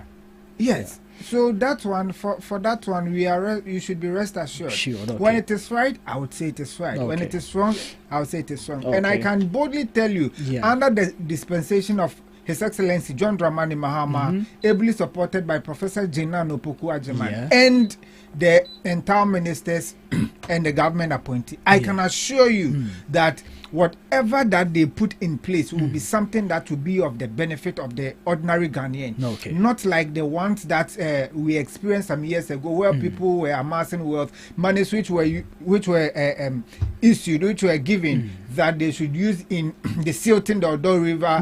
People were packing it under their pillows and their mattresses and beds. Speaking of the Odo River, have you passed by that area recently? It is quite a while I passed by that. Now it is, I don't know how to put it. It is so stuck with filth. It's serious. Is it not the same river they promised that they were going to transform it into a recreational something? And, Mr. Murray, I don't know. Then it means you did not pass at the right place, because people are fishing in the other river. Which of them? Oh, when Kennedy comes, ask him. People are fishing in there. Cecilia Abnadapa was able to desilt the Odo River, whereby they even imported. Please. No, I am telling you that. Being diabolic. I am not being diabolic. They imported fishes from Cote d'Ivoire. They imported from Burkina Faso, Libya. They even imported fishes from Libya. And they stuck it with fishes. You go, the fingerlings will be, hey, I am MVP. That is what we are experiencing under Nana Adudankwe Akufo-Addo, where his mate was also going around saying the Mofasti and Mami. Listen, when you are going to a contest where people want to rule nations, people want to govern the country, and you are looking for a steer, then I agree with Johnson and Sedun Ketia. He won the steer. We gave him the steer. Then Ghanaians voted for John Dramani Mahama to come and govern us, to come and lead us to a place where we will find comfort, to lead us to a place where, in fact, the challenges that we went through, he should come and liberate us. And Mr. Murray, I can boldly tell you, as we are here, even if you don't have money in your pocket, you work as a Ghanaian, you feel very comfortable as a Ghanaian. Don't you feel comfortable as a Ghanaian as we are speaking? Okay, let me chip this in. Today I saw something on the X.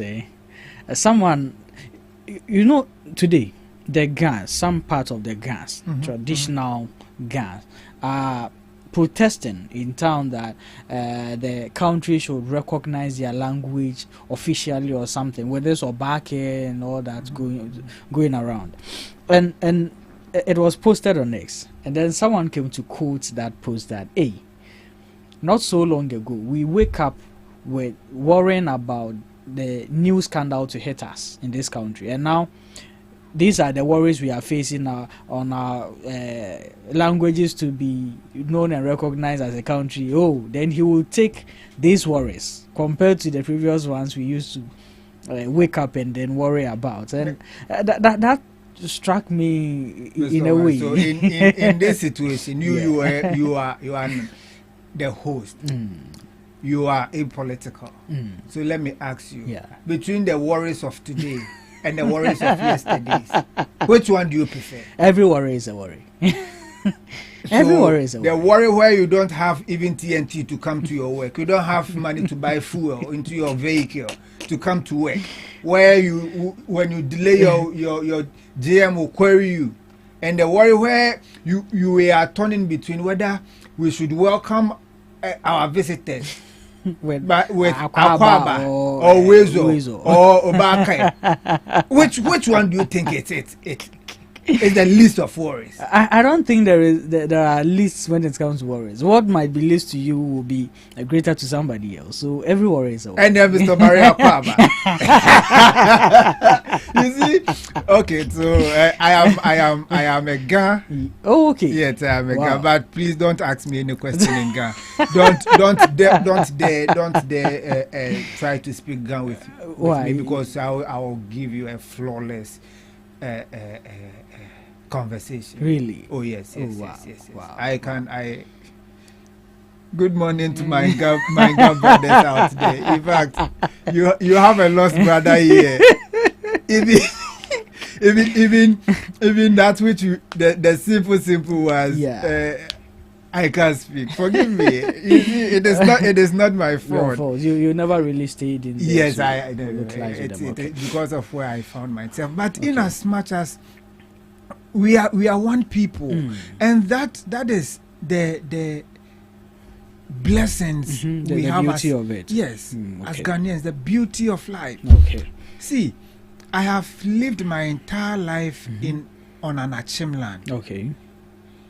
I schooled in an Akan land, Akan dominated area. Okay. Where I live currently, it is a Muslim dominated area. I've always said, me, even when I move from where I am, I always prefer to live in a Zongo.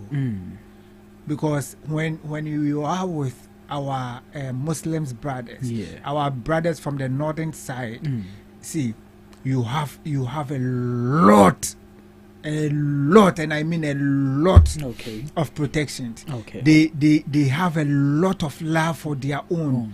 And when you are identified as one of them, Mr. Mar, I bet you would see genuine love. Genuine love. And aside that one, we are in a cosmopolitan environment where you see the Akan, you see the Gonja, you see the Dagbani, you see the Frafra, you see the cheese speaking, you see the guns, the Krobos.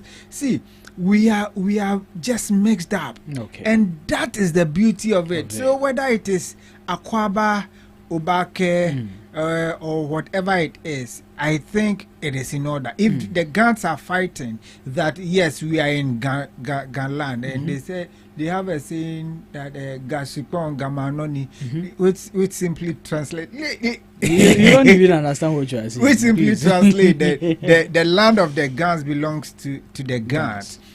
That is very fair. Okay. So they should be allowed to, if, and I don't think it hinders on any and on any lot. So if that is what will make us happy and have peace, then I think they should be allowed for such to happen. Then we move on as a nation. We have a lot of things to do for the good people of Ghana. So I think that is in order. Now, speaking of the Abai Papa Abai and how things, as you put it, are so good and economically stable and all that. Do you realize there's been a protest since yesterday? I think last 3 days and then yesterday. There's been a press conference by the NPP as well. Today, there's going to be a match. That match is, I think, from Obra Sport or something by the NPP Youth Wing and all that, which I think is part of our conversation. So we'll definitely dig into that. So with all these things going on, 8 months in power, and there's been protests going on, and then press conferences against your governance, and you still think about Papa Abba. You see, if you want to know whether Abba and Papa Abba, let me use this opportunity to welcome Kennedy. Yeah. Kennedy has joined us. Ken, I was waiting for you to pass a judgment for me, but you let him finish. Once he's done, I'll let you pass that judgment. If you want to really know if Abba and Papa Abba, just look at Kennedy. It's a true definition of Abba and Papa Abba. Okay. Look at how he's glowing. Look at how handsome he has become. Formerly, you see Kennedy. Oh, look at how Kennedy is muzzled up, dressed up today. Kennedy is looking. In fact, today you are looking very handsome. Very because handsome. Of Papa, it is an evidence of Abba and Papa. But that's one aside. I think Kennedy. Sorry to say, is one of the unserious people I've seen as an NPP member. Why? Do you know, as a youth, your people are demonstrating, and you are here. Oh, he is here to speak to the fact of why they are In fact, his youth organizer should sanction him because he has abandoned them in the sun. Eh? You can go there, Mr. Murray. Mr. Murray, yes, you can. If your reporters are on the ground, you can call them. They are less than 2.5. Hey, are you sure? Oh, and I am surprised if they have come back from the bush. Which bush? Salam Mustafa, some years ago, when the people were on the street protesting, he told them that they should go to the bush to go and protest. Okay. Today, he is on the street of Accra protesting. For what reasons? Mr. Murray, we will get there. Okay, surely. For that issue and for all those things. Listen, I have now realized that for the first time, people can hold a protest and not a single one will be molested in this country. Honestly, it was interesting. I even saw people eating. They were in the middle of the road. Yeah. Eating wachi. Yeah, that was interesting. And not a single, no finger hot water was raised on any of them. But those same people, just last year, 53 of them were arrested, were sent to jail. Some of them were even not part of the protest. I remember one gentleman. He was wearing his white. He said, "I just dropped from church. I am from church." They whisked him. Listen, how they hold him. The leg wasn't even touching the floor. Kennedy was there. Hey, really? Kennedy. Maybe he was the one pointing this one, arrest this, arrest that one. But let's put that one aside. This is an evidence that we can work as a team. You can share your opinion. We have diverse of opinion. You cannot be in the same level of understanding with the government, but it doesn't bar you, it doesn't prevent you from speaking your mind. And when you speak your mind, when you have a way of addressing your issue and you address it through the proper channel, nothing will happen to you. So that is a true testament and a true statement that Ghana is moving on, and people we have. I don't want to use that word, but we have good people managing the affairs of the country. Now, Mr. Murray, to end on that. You see, the last time I have been saying I plowed in Sawom Pokwasi Road, and that is the route I always use. Yeah, sure. The last time I came here, I told you that I used 18 minutes, 1 hour, 18 minutes to reach here. See, today, to my surprise, the commuting time has once again decreased. Wow. Except to when you get to Amasaman, where the runabout is. So from that place to the market, that is where you may experience a little bit of traffic. And I've realized that it is because of the development going on heavily at that particular area. But aside that one, I think things are in order. Then I once again plead with the contractor that from Dobro coming, the place has been graded. And this morning when I used that place, it is not a little bit, it's very dusty. So we are pleading with him. He should splash some water on yes, direct his foreman and those in charge to splash water so that it will reduce the dust level on the road. Aside that one, everything is, I believe everything is in order, and we are praying that the timelines that the president gave him, and he has also affirmed to it, he will finish within the stipulated time. Because money has been given to them. Thank you then, Ivan. Kennedy, welcome. Mr. Mary, yes, thank you. You have nothing to say. I hope you are doing great. Let me say a very good morning to you, and also say a very good morning to my colleague here, Ivan. And also let me also use this opportunity to say, to plead with your listeners and viewers. Today the traffic was too much, to be frank. Where I am, and then move to this place, you can see the traffic is too much. So I think the government, we have to look at how we can work around our transportation system in this country. We can look at the railways. We can look at the railway. Let me ask about. Let me finish. There was a train that. Oh, I know. Mr. Murray, this is just a preliminary comment. So if you can allow me, so that when I'm done, if you have any, then you can bring me. Ivan, is he NDC communicator or social commentator or political analyst? Which is which? So that I'll know where I'll place him in context. You see, when you entered, I mentioned that I was waiting for you to give a judgment for me. Yes. So the judgment is that Ivan has actually officially unveiled himself as an NDC communicator. He's actually recognized by the party to communicate for he shouldn't have done that. But I'm asking. He shouldn't. We haven't started the conversation. I'm only asking you a question. I was listening. I was listening to your conversation. Oh, so you know. So don't worry. Yes. So I will make all my comments based on the earlier discussion the two of you had. All right. So, in fact, Mr. Murray. Yes, sir. To me, those of us sitting here right now, if nothing at all, we had opportunity to be educated formally. Therefore, we are able to read, listen, and even understand. To that extent, or to that tangent, if I see a very young man like Ivan, who is here, spewing lies to the public, try to pollute the environment, paint MPP as if MPP is not a good political party, then he is doing disservice to this country. First, let me let him understand. If he didn't read, and then couldn't listen, this is the Adapa issue that he was discussing. Let me tell you this. There is no a shred of a single evidence that is the Adapa has squandered this state money.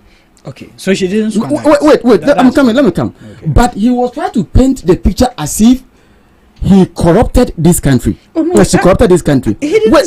Oh, she made it clear. He said that I was listening. The river has been distorted. That's what he said. Ask him. He said, and then we found monies in the bedroom of people. But she was the one who came to say that. And we all know. The issue that wallowed around Sister Dapa, issue, whereby the NDC, including himself, saying that this woman has squandered state money. She has stolen, stifled this country's state fund. But the issue is, even a whole OSP came out and vindicated this woman that they didn't find any shred of evidence that showed that she has taken state fund. So if you are here speaking as if this woman has squandered state fund, then you are being deceived and you are lying to the people of this country. Okay. Second, he also mentioned that now when you ask me about good governor, my papa and whatever, and he was trying to justify that by based on that now you yourself, he mentioned you that aren't you feeling okay in this country? What are you telling me, Masa? Are you the spokesperson of Mr. Mari? You see, let me tell something. Mr. Mari, I don't know you have appointed a PR. Wait. When I was coming, you had a lot of time to speak your mind, right? I hope you understand. He had a lot of time. So if you wait, you know heckling. I am the master practitioner of heckling. I am not heckling. So you wait. Let me finish. You see, just 1 point. Look at how now he can sit. No, the seat is hot for him. Yes, because just one comment though. Mr. Mari, so have you appointed a PR for Mr. Mari? Let me tell you. So why is this? Wait. No, what you said. So what I'm telling you that, and he's telling you that, and even when I entered, he was even. He also saying that me myself, using me as a point of reference. But you're looking handsome. You see, are you not? Is it those who are around me will tell you that I'm even going lame because of this government. Yes, but let me put that one aside. I'm focused. I'm not going to be swayed by all these tactics and never tactics. No, we know we've grown past that. Second, when there's a second point, that's the third. He's asking me that me myself, I am a testimony to Abanpapaba. Yeah. When NDC was in opposition in this country, Omar, we're all here and we are still in this country, including himself. And then these people lambasted the MPP, painted a picture, told the entire country that we are the kingpins in Galamsey in this country. To that extent, UTAG went on strike. The NDC held countless demonstrations in this country. Told the entire country that we, the MPP, we are the heads of Galamsey, destroying our water bodies and including forests. This propaganda entered into the minds of Ghanaians, and then they voted for this party. Oh, let's even assume, I admitted that yes, indeed, we are part of Galamsey because, as Lord Acton said, everything rises and falls under a leadership. So even if we weren't part of Galamsey, it was ruining our government. So I admit that. Now we gave you the power, and I've been saying this. This is the first time that NDC had a very resounding victory in this country, in this Fourth Republic, because the first 8 years, 1990 come to the 2000, that one I call it. That was a time that we were creeping for democracy. Therefore, that time you couldn't say that that's why we start democracy. But in this Fourth Republic, this is the time that you guys have won massively. Telling you that Ghanaians had confidence in you. And now, if you mention about confidence, as I'm talking to you, the confidence level for this government has reduced from 70 to 45%, which shows that it is failed. Just 2 days ago, 3 days ago, Imani released a report. So maybe they can go and read. He shouldn't be here, tackle himself, make a propaganda as if everything is rosy. Now you came to power, Mr. Mari. Yes, sir. And then, when we were in power, the water turbidity level in this country was 14,000 NMT. And then you guys lambasted us. Like I said, granted, admitted. You guys came to power. Now the water turbidity level has rise from 14,000 to 32,000 as I'm speaking to you. That's the reason why they have shuttered that plant in Central Region. And now the same thing, not knowing that you guys are the kingpins in Galamsey in this country.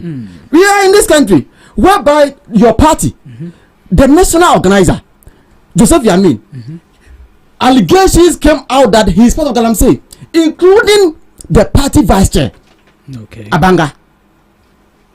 But still, Galamsey is still ongoing. You came to power, you promised the people that you are going to revoke Article 2462. As I'm speaking, this article is still there.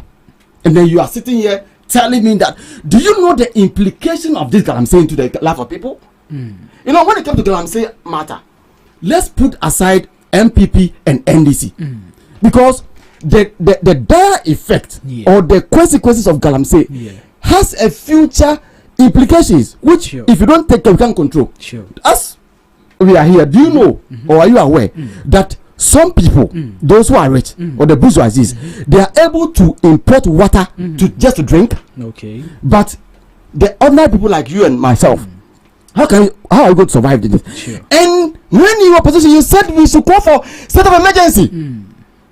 And now you came to power, you are speaking different story. Sure. When you were in opposition. And then you are saying that one should be a last resort. So, Mary, yes, sir. Let me ask you, when we are waiting for this last resort and then we get to that point and we are died, all of us are dead and gone, then how are you going to achieve that last resort? This is the time.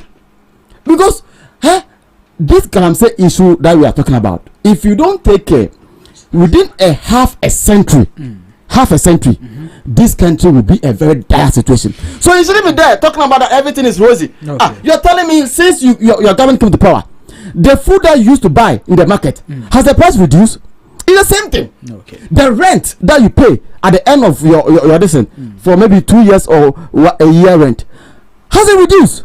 And you are telling me that everything is rosy in this country? Master, please, you have to rethink about your decision and then come back again. Because this country, we are all have to think about how we can solve the problem. Because we have a lot of people that we need to solve. Okay. Now, Kennedy, thank you. But let just I'm coming. You had a lot of time. You don't have anything to say. Mr. Mary, even if it's possible, today let's do it one-on-one because I have a lot to say. Today, I have a lot to say. So I wish you have to splash him out so that we focus on today's program. Now, let me ask you this. Yes. You've made a strong point with the issue on Galamsey. So just recently, I think 3 days ago, the past 2 days, there have been a protest against the government. Yes. I hope you're happy with that. Yeah, the vigil also. Yeah. Are you happy with that? Oh, for Galamsey. Okay. Like I've mentioned. Are you happy with that? Of course, we have to solve a problem. All right. Now let me ask this. Yeah.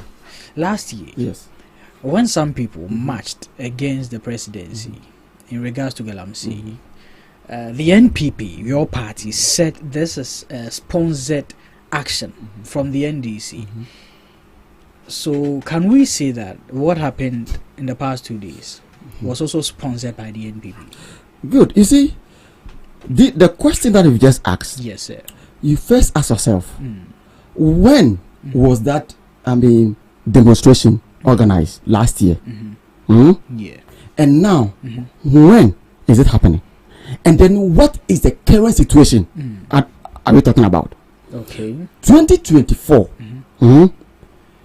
The NDC waited. And don't forget, when we came to power, the president himself put his presidency on the line.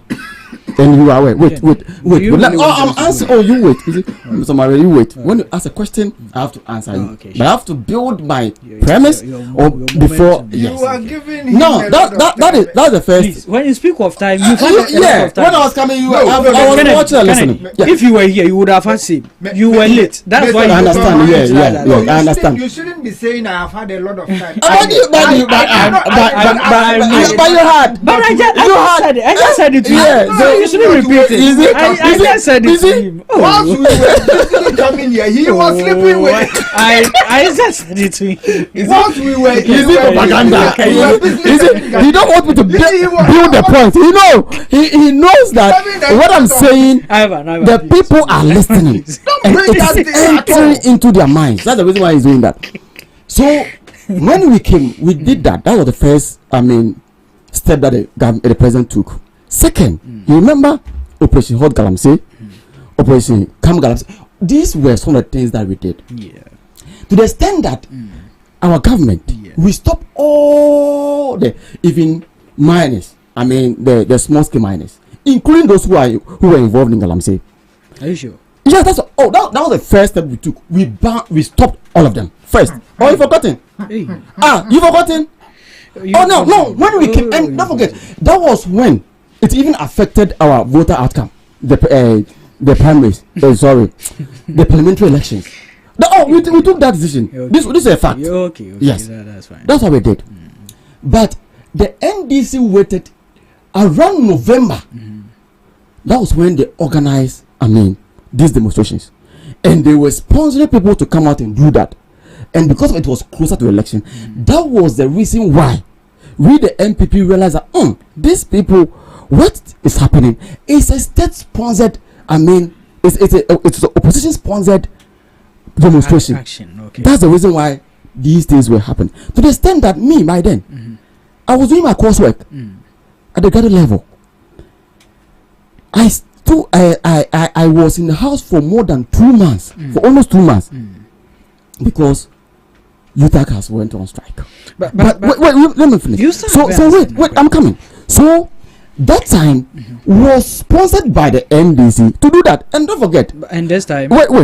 But this time, look, we just started medicine. We just started. They just started their administration, right? Yeah. But the therapeutic level that I've explained to you has risen from 14,000 to 32,000. Okay. More than 100% increment. You see, these are some of the things that you see. I think it's a if you don't know how to, if you don't read, don't come and sit here and ask you to give your source. Oh no. But you should wait. You see, no, today, you see, one thing about me,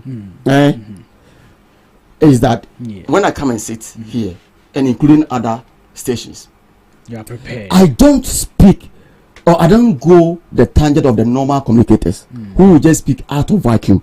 I don't do that because I remember when I was in level 200 political science, my lecturer, who is now my mentor, he told me that Ken, or the entire class, you shouldn't go and do that street politics. Okay. Remember, you just go and sit there and talk. All this I'm talking about is a fact that you can even go right now, Google it, and you get it from a lot. But why should I give you a source? Because you can go and do it. It's a legitimate question. That question is not bound to me. Okay. I'm not bound to it. All right. I hope you understand. Okay. I can decide to give it out or not. Okay. So what if he also says that answer? But if he says it's not, the listeners will know. Okay. Because even this same issue, I have a destiny here that I can give, but I will never show it to him. That's fine. That's fine. But it is a fact. Okay. I hope you understand. Yeah. Now you started this just recently. Yeah.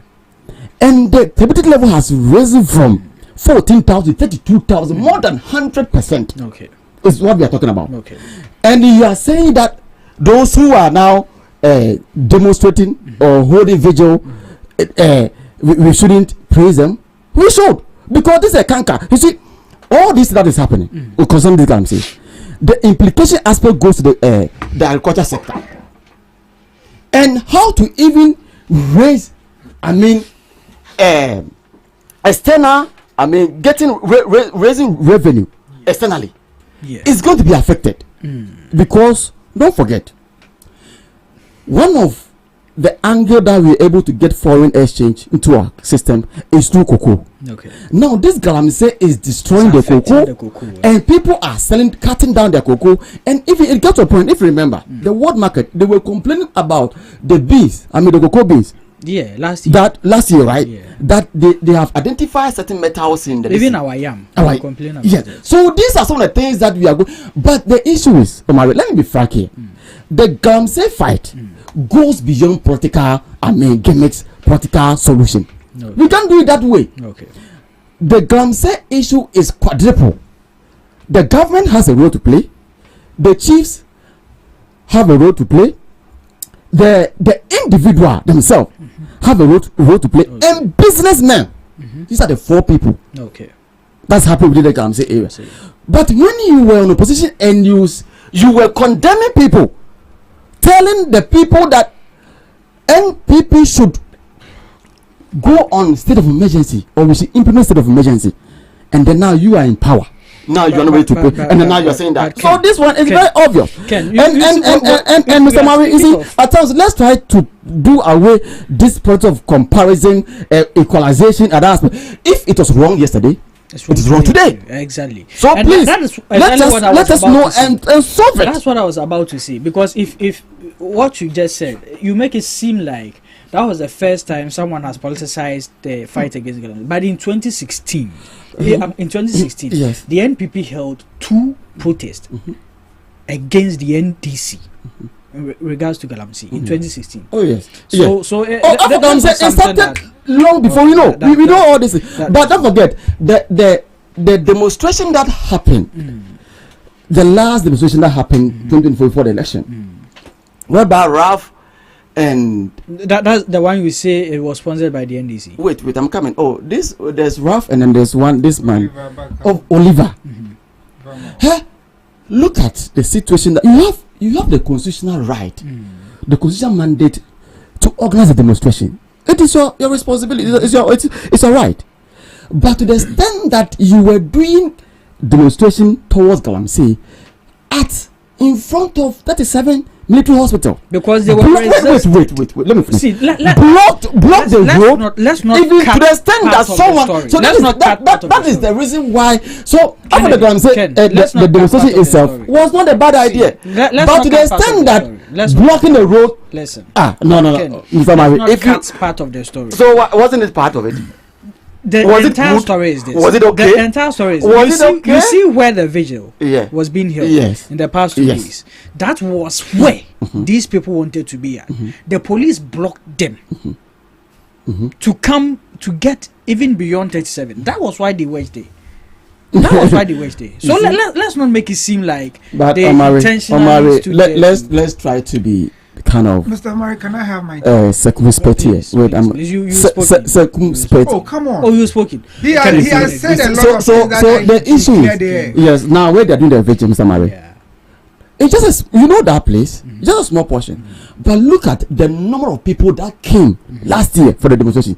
You imagine can they occupy that place? It was impossible. Okay, I hope you understand. So to me, we need to understand that as a country we have an issue we have a problem at hand. Which is that's what I'm saying. And we have to deal with it. So don't come and sit here and paint a picture as if NDC has done everything right and Ghana is smooth in other aspect. Please don't lie to the people. All right, thank you. Now, Ivan, I'm coming. Just a minute. Ivan. Just a minute. I don't know why today you when it comes to heckling, I am good at that. But today you see I'm very calm, comporting myself. But today I don't know why you are so eager to. You've written a lot. That you have a lot to say today, right? Mr. American, but you don't have anything to say, big man. Kennedy said NDC are the kingpins of Galamsey. And I'll give you a fact on that. I'll give you examples. Thank you.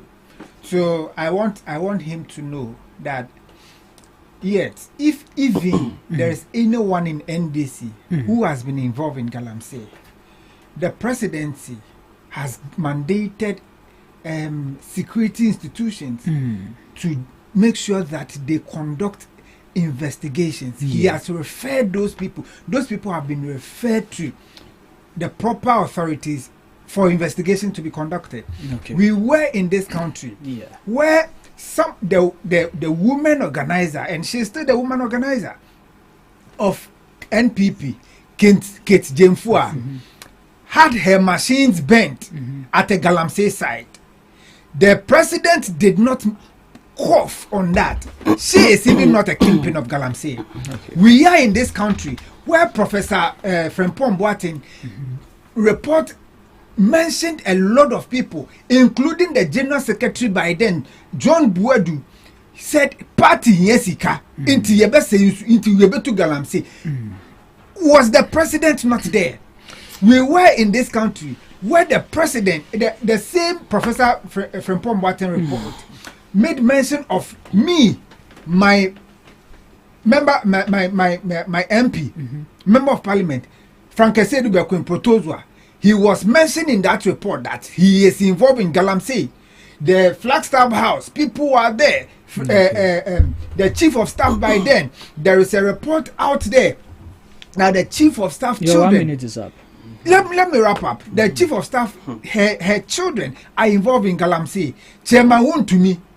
Your 1 minute is Let me wrap up. Wrapping up. Yes. So, Chairman Wotumi, has he not been involved in Galamsey, which everyone have said? Who is we are in this country?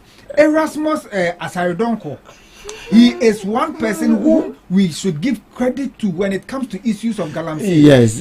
Erasmus Asaridonko has on countless occasions said this current NDC government is fighting Galamsey more. Oh, please. Is fighting Galamsey more than NPP. Okay. Now, well noted. No, on the last thing, point to. Hey, I'll take it from your time. Honestly. Ken said, he said they banned Galamsey. Yes, they did. But let's ask ourselves, what happened?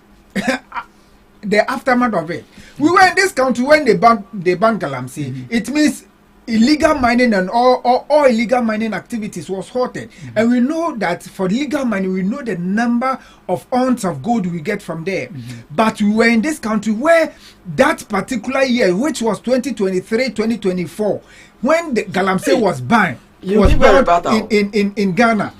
At that particular year, the country was able to export.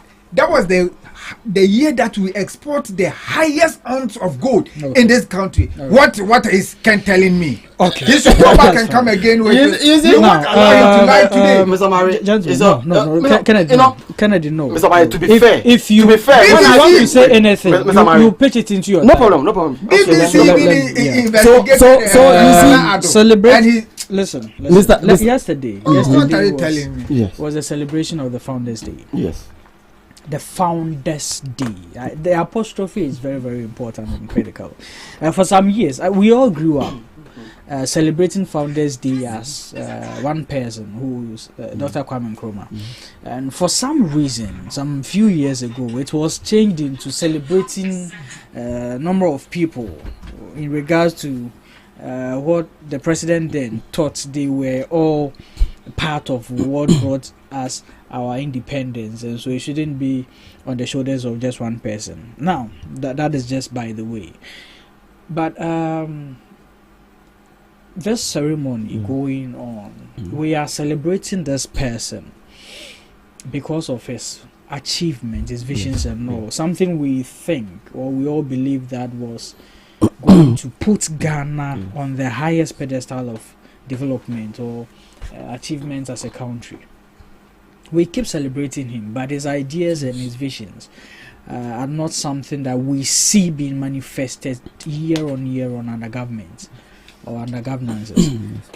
The question here is, if a ceremonial like this recognized throughout the world, I wouldn't even say Africa alone, throughout the world, would it be significant for us to then go back to the blueprint this particular person left behind, for us to follow in, championing the development we are all seeking for as a country?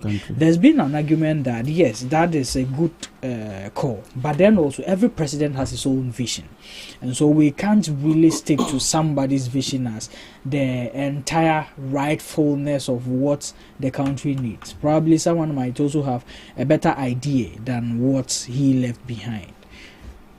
What do you think we should do in this regards? Okay, thank you very much, Mr. Mari. Yes, sir. You see, before I come to this particular issue, let me just make one or two comments. You see, if Ivan is going to that tangent, in fact, he's going to make... It's 9:13. It's only 9:15. No problem. Good. When Ivan, or if Ivan is going to that tangent, to be frank, then he's going to create a very difficult work for himself and also for the party. Okay. These are the comments when you make. When you make such comment or argument, then you are putting annoyance into the heart of Ghanaians. The good people of Ghana or the voters realized that yes, what we were doing or our performance towards Galamsey was below belt. So they said, no, you guys cannot be in office now, so we are going to vote for the NDC. That is why they voted for you. Come and solve it. Come and fix it.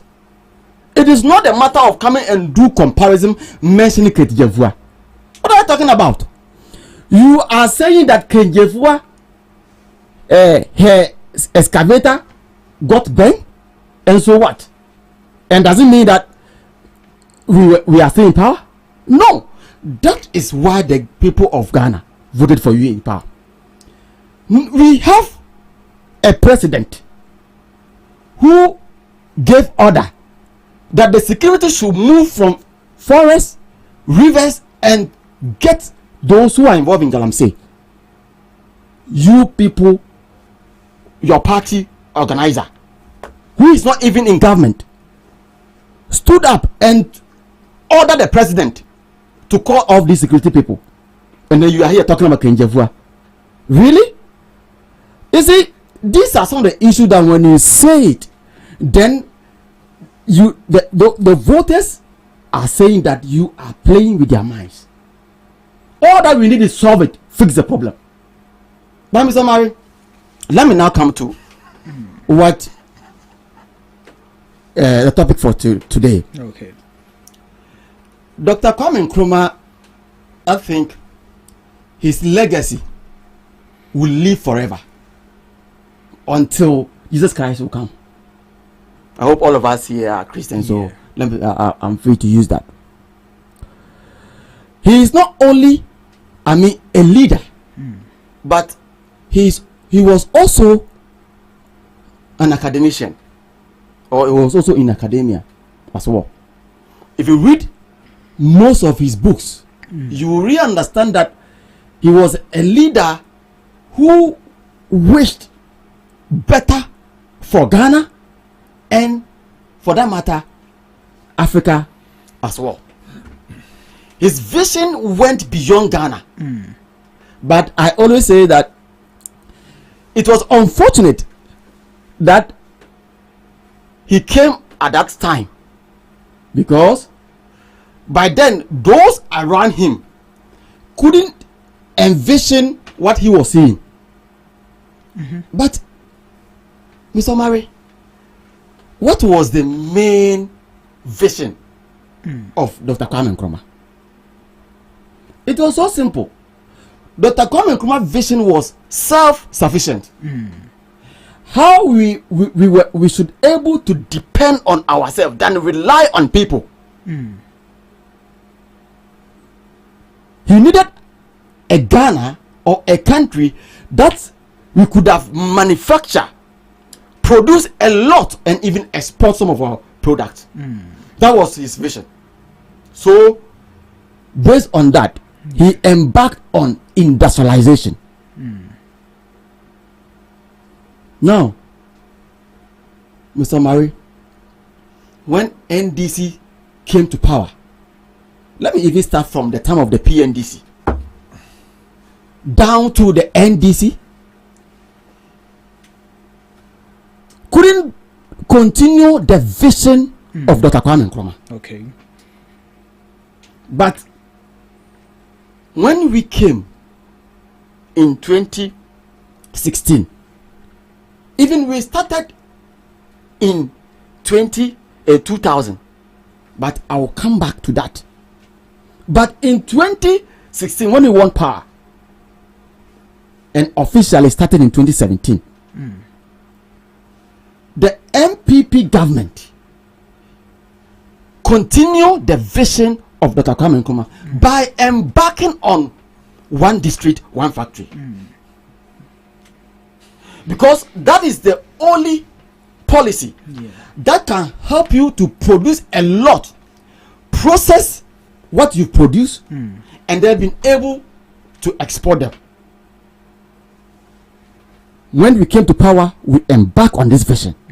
This really tells you that the MPP even started the vision of Dr. Kwame Nkrumah, because that was his core, notion. So when he came at Kosovo Dam, when he was working towards Kosovo Dam, some people were having issue against him that Ghana by then were around 6 million or so. Yes, that was people's perspective. But the vision was he wanted to industrialize Ghana, and you need energy to do that. Hope you understand. Yeah. Now, when we came and we started this policy, we are able to implement a lot of factories in this country. As I'm talking to you, I have more than 100 lists of factories here that for the past 8 years when we came, we embarked on. You see, the NDC, when in opposition, promised the good people of Ghana that, even including the president himself, said when they come, they are going to continue the works of their predecessors. That's what they said. But as we are here talking, the NDC has squashed the agenda of one district, one factory, which is a backbone. They don't do anything about it. They don't, because they are saying that it is not. What was left with that policy that you think the NDC should be? You see, we wanted to. We have 261 districts, and we done little over 100. So that means we still have a lot. Yes. So that means we still have a lot to do. The question is, when you come, you should continue. So mention some of the factories. Oh, I have for that one. I have a lot, but I will not waste time. I will not waste time on that. But if you want, I'll give you. Then you increase the time. Yeah. Yes. I want just 3 factories that the NDC was actually the NPP was building. That because they left power, it's been abandoned. That the NDC is yet to continue. But I'm telling you that we have 261 factory districts in this country, and we are able to do little over 100. So that means that we still have a lot to do. I hope you understand. Okay. So, as a government that you've won power, and then a president started, but couldn't finish. What would you do? Is to continue with it. Okay. Second, you see, for us to build local industries is very paramount. Okay. Therefore, if you are a leader, every policies, decisions, actions that you take, you need to consider the infant industries. Okay. The first trip that the current president, His Excellency John Dramani Mahama took, went to the Asian Tigers. Okay. And then he asked them to come and establish business in this country. Okay. No problem. But to the extent that the president went ahead and now they are planning to abolish the GIPC Act 2013. Now this GIPC Act 2013, do you know what it does? When you are a foreigner, and you want to come and collaborate with anybody to have a business here, the person has to bring $200,000 to the country so that you get access to collaborate with someone and establish a business. Okay. If you are coming as a sole person, you have to pay $500,000, and then when you are coming for trade, they should pay $1 million. Now the question is, the proponents of this article saw it very wise that we need to also protect our industries, because if you open up the market, automatically everybody can just come in and then they'll kill the infant industries. Okay. But the president told the people in Asia that when you guys come, then you are not going to pay this amount of money, so you should come for free. But when you do that, the first effect is you are going to kill the local industries. Okay. Especially the infants of those that are growing. And this is the government that we are talking about. So they don't have the vision of Dr. Kwame Nkrumah. Because Dr. Kwame Nkrumah always want to protect the industries in this country. Okay. This policy, when they abolish this particular, you've done 10 minutes. Okay. I'm gifting you just 2 minutes. Good. When you abolish this particular act, it's going to create dumping. Dumping in the sense that those who are in the Western world, their source of income and then even their salary, their wages are very higher compared to us. Okay. What is even our minimum wage? It's 600 or 500 Ghana cedis. But this person will work within 1 hour, receiving like $50, $100, $200 an hour. So when you open the market like that, everybody will come in. The last one is Dr. Kwame Nkrumah's vision was to eradicate poverty. And before you are able to eradicate poverty, you need to embark on social intervention policies. But NDC, they should tell me, they don't have any single social policy that they have implemented in this country. Okay. When MPP came to power the first time, we realized that there is poverty in this country. So we brought what we call the FQIP. Second, we brought health insurance. When this policy was debated on the floor of parliament, the NDC said they weren't ready for that. They walked away. A policy that was coming to help the ordinary poverty people in this country. Okay. But these people haven't done anything. Again, we went ahead to also implement the free senior high school, which is a very great social time. Even his niece are enjoying some. Hope you understand. So in a nutshell, I'm telling you that yes, that is a vision, and the only political party in this country, in this fourth republic, that is towing the line of this vision is automatically the NPP, because NDC hasn't embarked on any policy that is towards this particular the vision of Dr. Kwame Nkrumah. Thank you, Kennedy. Ivan. Yes, sir. So it is the same topic that the one you give us is what Kennedy just spoke on. Is it the same one? Yes, the same thing. Oh, okay. That's fine. That's fine. Now, let's Dr. Kwame Nkrumah.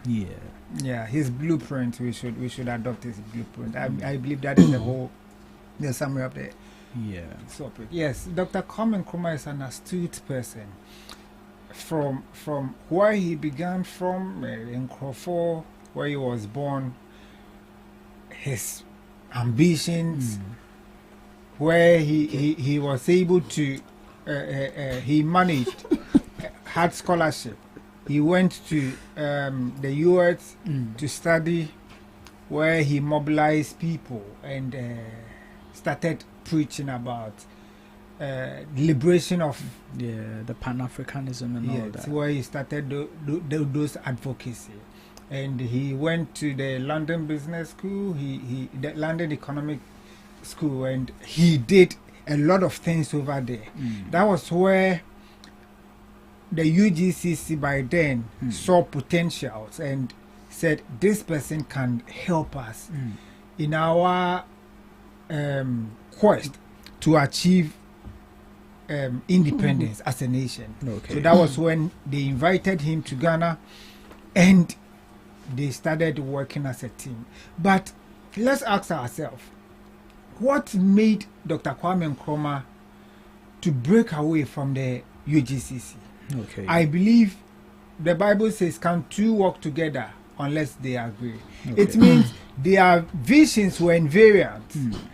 The vision of Dr. Kwame Nkrumah for Ghana and that of the UGCC led by J.B. Danquah and Co.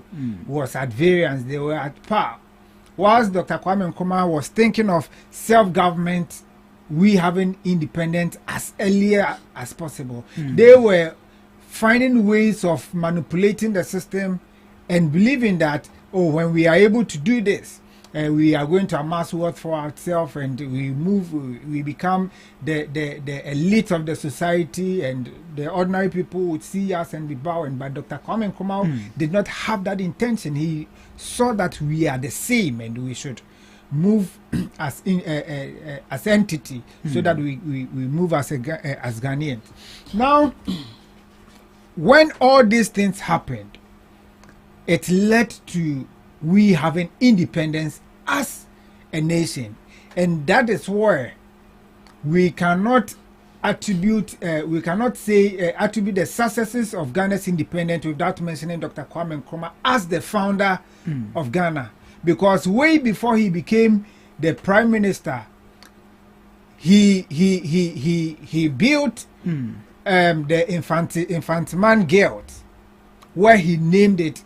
He built the Infantman Guild, and he also managed to build another secondary school where he named it Ghana National College. So way before the name Ghana, there was Ghana. which was first the birth child of Dr. Kwame Nkrumah. So that makes him the founder of Ghana. There is no two. We have no two. We have Dr. Kwame Nkrumah and his supporters. Aside that one, there is no one who is the founder of Ghana aside Dr. Kwame Nkrumah. Now let's move on. It is because of his vision for Ghana that he was able to bring all of us together. Because as at then, before we attained independence, there was the country was segregated. We have the Transvolta Togoland, we have the Northern Belt, we have the Middle Belt, and we have the Coastal Land. We weren't together. It was after the plebiscite where we all came together. That was through the thinking of Dr. Kwame Nkrumah. So Dr. Kwame Nkrumah brought us together as a nation. It simply means he has a plan. What was the plan of Dr. Kwame Nkrumah? He made mention that whilst he was one of his agenda was industrialization, and whilst he was building the Akosombo Dam, some people disagree with him. Who were the people who disagree? It was their great grandfathers, the UP tradition. You know, you spend more than 5 minutes. Please, allow me. It was his great grandfathers. And he knows he has 10 minutes. Because he's just making story. He has 10 minutes, so and you've done 5 minutes. Honestly, it's true. I'm just happy so that you go straight to the point. Whilst he was speaking, I was here. I'm just helping you. Okay, sorry, Mr. Omari. Okay, sorry. Don't worry, you can flow. It was his great grandfathers who were against all these things. Now, when we come to Dr. Kwame Nkrumah, listen, I would like to have a bullet it under 4 main themes. Under education, then we talk about industrialization, then we will talk about transport, then we talk about infrastructure. Now, under education, all in the 5 minutes. Don't worry, I can even do 2 minutes for you. Okay, that's fine. In education, Dr. Kwame Nkrumah is said to have established a lot of schools. We can make mention of the Infantiman Girls Ghana National College. We can make mention of Tema Secondary School. We can make mention of Doma. We can make mention of Techiman. We can have a lot of secondary schools that Dr. Kwame Nkrumah built. And when you go to all those secondary schools, there was a certain format of building those secondary schools. Go to Tema Secondary School, compare how the building, their infrastructures are, and go to Ghana National. You see there are similarities. It is almost the same. So he had the intention that before we can develop as a nation, we need to educate our people. We need to educate. That is where when the northern region, the northern part of Ghana, people were not enthused about education. He said you have to go to school, and he established the scholarship scheme for the northern sector, where they were going to school free of charge. Okay. Now let's come to transportation. When we talk about transportation, under Dr. Kwame Nkrumah, he established what we call the Ghana Black Star Line. That is our transportation on the seas. And do you know, because of his in-depth knowledge, when he established the Ghana Black Star Line, he established the Ghana Nautical Institute, which is now Maritime University, so that the graduates which they produce over there will feed into the Ghana Black Star Line. At that time, we have 12 ships which were generating funds, carrying our goods from Ghana to outside Ghana and bringing in goods from that side as well. Under that same Dr. Kwame Nkrumah, that was when we had our first carrier, the Ghana Airways, which was sold by His Excellency John Ejekum Kufuor and the NPP. Under Dr. Kwame Nkrumah, we have the Ghana Railway. Let's ask ourselves, look at the level of development this man brought. Under Dr. Kwame Nkrumah, that was when STC was formally institutionalized under Act 414 in 1965. these are some of the development that Dr. Kwame Nkrumah brought to us as a nation. So do you think we should go back? Because you only have 1 minute left. See, don't worry. We can make mention of industrialization where he built Georg, where he built glass factory, where he built the tire factory, Commander Sugar factory. Listen, we have no other case than to go back to the blueprint. That is why we have someone like His Excellency John Dramani Mahama. Okay. John Dramani Mahama under his last administration sought to revamp the developmental project that has been collapsed by the MPP, which was His Excellency Dr. Kwame Nkrumah's project.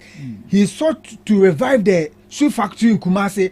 So this shoe factory was a place where they were providing shoes for our young children. Okay. Under the school feeding, they were providing school uniforms. Then they added sandals to it, and this same shoe factory was providing boots for our military. Where under the same His Excellency John Dramani Mahama, what did he do? He revived the commander. Your time is up. Oh, Mr. Murray, let me wrap up. I've been giving you promise. Wait. I started at 25, right? And it's 35 now. Yes, and you gave him extra 2 minutes. Please. Oh, let me. 2 minutes. So right on 37. So under His Excellency John Dramani Mahama, he has revived the Commander Sugar Factory where they produce sugar. Under His Excellency John Dramani Mahama, he has again pushed $10 billion so that we can construct our road from dualization of the Mankasim to Winneba Road. It's on course.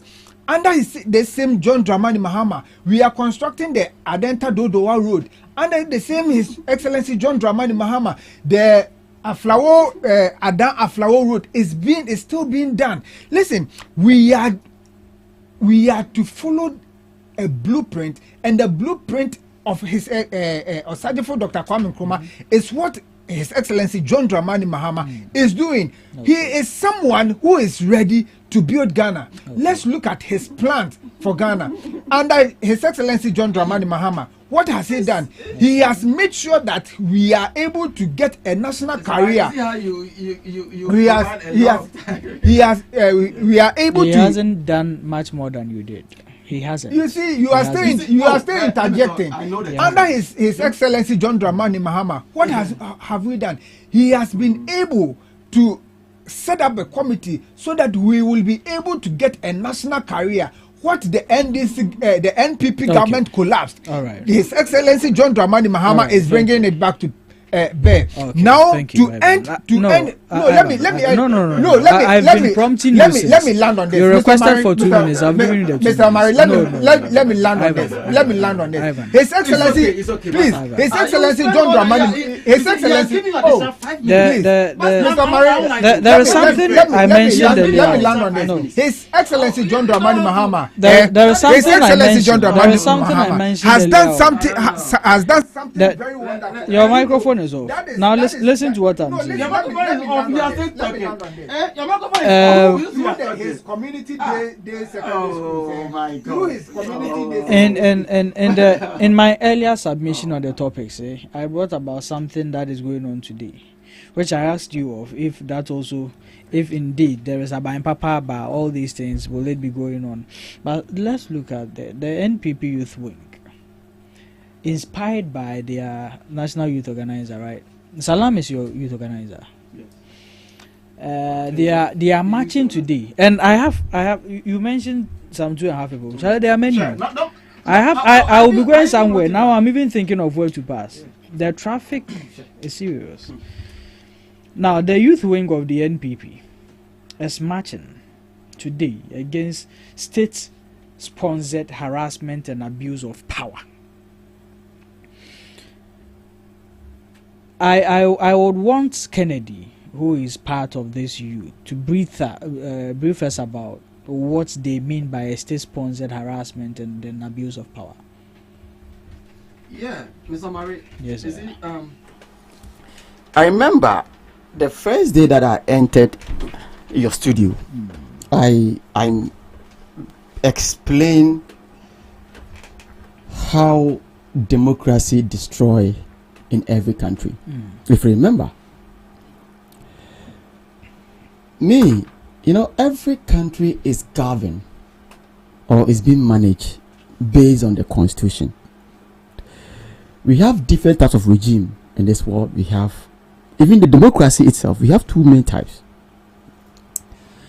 In Ghana, we have accepted that we want to toe the line of democracy since this Fourth Republic. And it is this regime that has stabilized our political environment and has also prevented intra-conflict and other, issue that could have maybe happened in the country. Now, the issue or the main reason why we are doing this demonstration protest is so simple. Mr. Murray, I don't have any issue that someone will go contrary to the laws of this land and then that person will be invited by the police, Yoko, OSP or whatever. That is a constitutional mandate. Okay. But the manner of impunity and injustice that is happening in this country within these 9 months is an issue of discussion. Like I said earlier, I don't have any issue. If someone has done something wrong, arrest the person, invite the person. If the person goes to court and then we find the person culpable, let the law take its course. But when the same law in this country, Kofi does something and then it goes against Kofi, I'm expecting that if Kwame does the same thing, the same law should be applied. Okay. But in a matter what we are witnessing in this country, it's very obvious that when you don't belong to the NDC and then you do something, the government will use the state apparatus to intimidate you and even harass you as well. We were all in this country when Abdulrahmanov election went on. We all saw NDC people attacking MPP. Look at this woman, the former member of parliament, Kaswa here.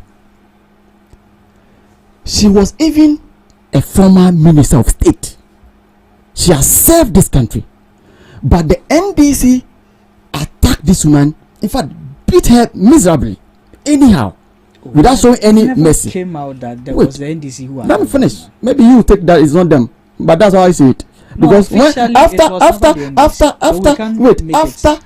everything happened, they said, "Yeah, how did you hear that? Or you didn't hear that?" It's not about that. It's about whether it's NDC. Okay, maybe probably you will say it's not NDC. Is who? The election was about between who? So let's put it aside. So you see, let's now try to justify this or try to kind of give any issue. It is obvious. You might try to say that they didn't wear NDC colors, which after that I agree with you. But you and I, we know that those people are NDC. I don't know that. Okay, if you don't know, then no problem. This whole issue happened, and then when it comes to the jurisdiction of court, it was an assault, which is classified as misdemeanor. Misdemeanor, when you are being accused as being misdemeanor, then automatically you can go to even jail for like 3 years. Okay. But what happened? We didn't see anywhere that they arrested those who perpetrated that act. So the IGP lied. Did you see anyone? Did you see? When they arrested Abronya, didn't you see the picture image? Did you see anybody? Just be frank. Was it the police who took the picture to come to show to us that we've arrested Abronya? Every arrest that has happened in this country, I'll come there. The time is small. But I'll give you the trajectory. Every arrest that the NDC has done, they have shown the image of those being arrested. So, but those, what happened at Obliwanov here, we didn't see any single image that they put an handcuff on the hands of the people. It is obvious, it's clear. Let's also put that one aside. An assault. These people weren't put behind bars. They just invited them. That's what they said. We didn't see this, and they gave them bail. Now, the same issue happened at Akwatia by-election, where the vice chair of the NDC threatened to kill someone in this country, even a member of parliament, a minority leader in this country. You saw the video. All of us saw the video, moving around, going around, but the police did not arrest him for me to know. All that we heard that they said they have invited them, but we didn't see any image. The same issue happened to Abronye in this country. And then look at how the police reacted to arrest him and even put him behind bars without giving him or granting him bail. That was his constitutional right.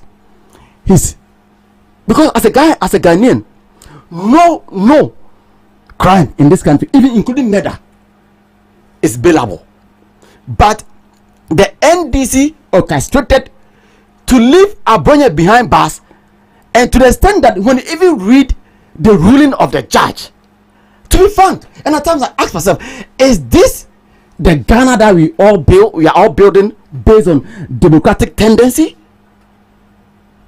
It is too much, or it's quite obvious that the NDC is just trying to harass anybody that will criticize the government. Okay. But we are all in this country where even the current president, His Excellency John Dramani Mahama, insulted Dr. Mahmoud Buhamia in this country.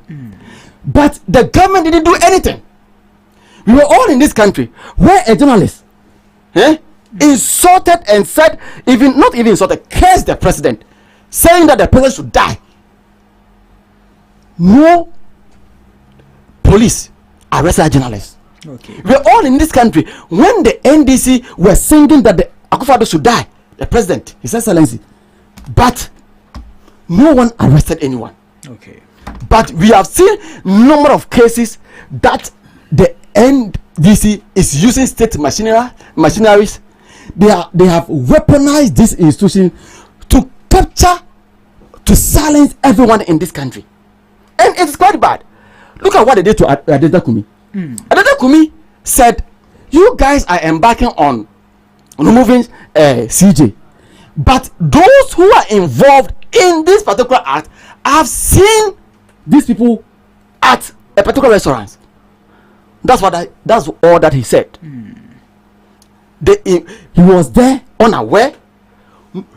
They just bumped into his house, and then treated him as if he was a criminal.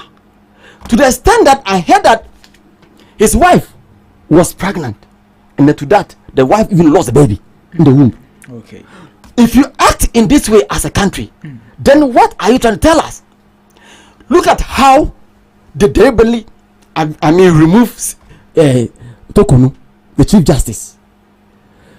Due process wasn't followed. Okay, your time is up. Please give me 2 minutes. Please, I'm just wrapping up. Oh, please. Just give me. You see? Okay. You see? You've done exactly. You've done 10 minutes. You said, let me wrap up. I have to wrap up, please, on CJ matter. You see, this CJ matter. It's 9:48. Yeah, so give me 2 minutes. Okay, sure.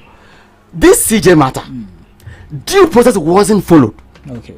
If you read Article 146, that gives that mandate for the president to remove the CJ. Is that if you read the C, it makes it discretionary. And when you talk about discretionary, then you have to go and apply Article 296, the C. And when you are not a CJ and you are exercising that act, automatically you have to lay a constitutional instrument before Parliament. But the president didn't follow that, which clearly shows that indeed due process wasn't followed. The woman herself, if after we are speaking, hasn't received even the prima facie case against her. No. And last one, you try to remove this woman. Kennedy, your time is up. Is it? Oh, 1 minute. I'm seeing it. So you see. Last. Let me end. Lastly, this woman, you remove her as a CJ, and at the same time removing her as a judge to the Supreme Court, of which Article 146 gives a clear how you have to, appoint a chief justice, and also how to also appoint a justice to the Supreme Court, and then how to remove these two, because they are two separate offices.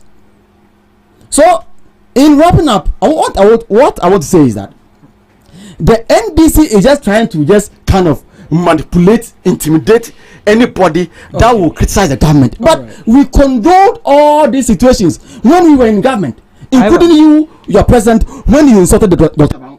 Ivan in this country. Now, Kennedy, let me make this clear before Ivan gets in. You are not entitled to interject or rebut. You've exhausted all your time. Yeah. Ivan, let's go. Okay, Mr. Murray, thank you. Yes, sir. You see, sometimes I am quite surprised with the pick and choose that our brothers always engage in. When it favors them, then this one day it's okay. But when it goes against them, no, you people are not doing well at all. You see, that is hypocrisy. That is hypocrisy. We were in this country where a journalist, a practicing journalist, ran away from Ghana to seek amnesty. If we have forgotten, it is Manasseh Azuri. Okay. He ran away because he said his life is under threat. His life is in danger. The Akufo-Addo government want to kill him. That was the reason why he went to seek asylum. And he ran away. And because of that, he hasn't been able to return to Ghana. It was just recently when NDC came to power. That was when Manasseh Azuri was able to come to Ghana once again. Okay. We were in this country where Bobby Ansah was arrested because he said Rebecca Akufo-Addo and Samira Baumia are grabbing state land at cantonment, and they were using state funds to fund their NGOs. They were arrested. He was whisked out of the studios where he was practicing his journalism. We were in this country when Ohinebo Amabene was also whisked. He was arrested. Listen, I am. These are some of the things that has happened. We were in this country where Captain Smart, because of an allegation that he made, he was also arrested. Listen, whenever you make a statement, you should be able to stand by whatever that you say. You should be able to defend it. Okay. So whether you are arrested or you are not, or you are invited, you should go to face the law, and you should be able to defend anything that you say. But do you know, right in this country, one woman was arrested.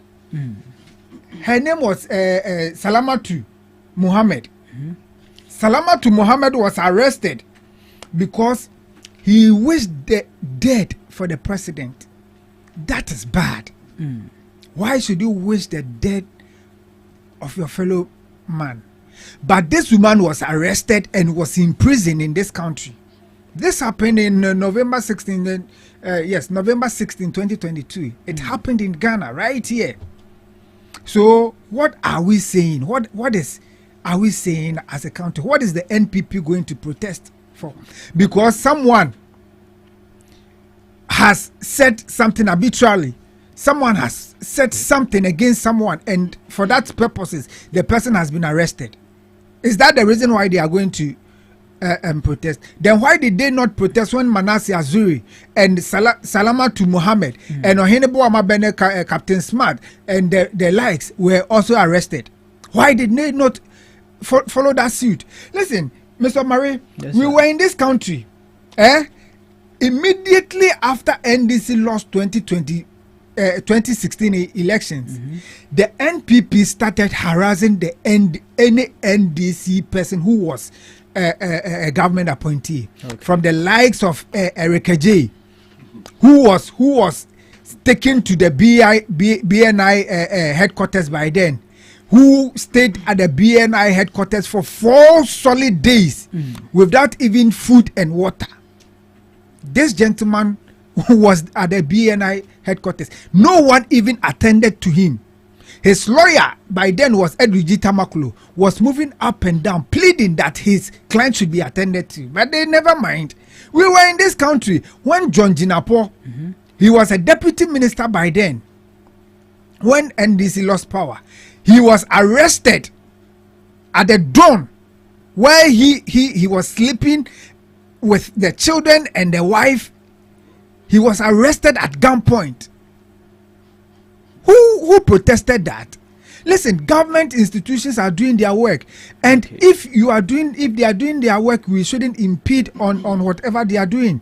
Now, we were in this country when Atufosin was being dragged before court. Were we not in this country when His Excellency John Dramani was invited by the OSP?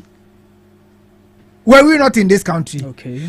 Adenta Kumi has said something. He said, what is the name? The CJ, the issue that was before court by then, the issue that was before His Excellency by then as well.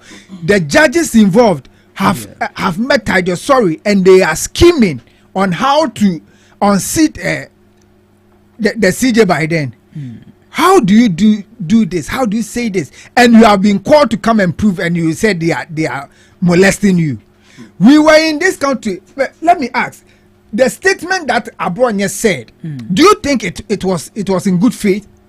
Look at the distasteful statement Abronye have said. Look at the things Chairman Woon to me have said. Look at someone like what is the name? So Obama Pokwase. Look at the false allegations and the false things that he is perpetrating on social media. So when such a person has been invited, do we say it is a plan of intimidation?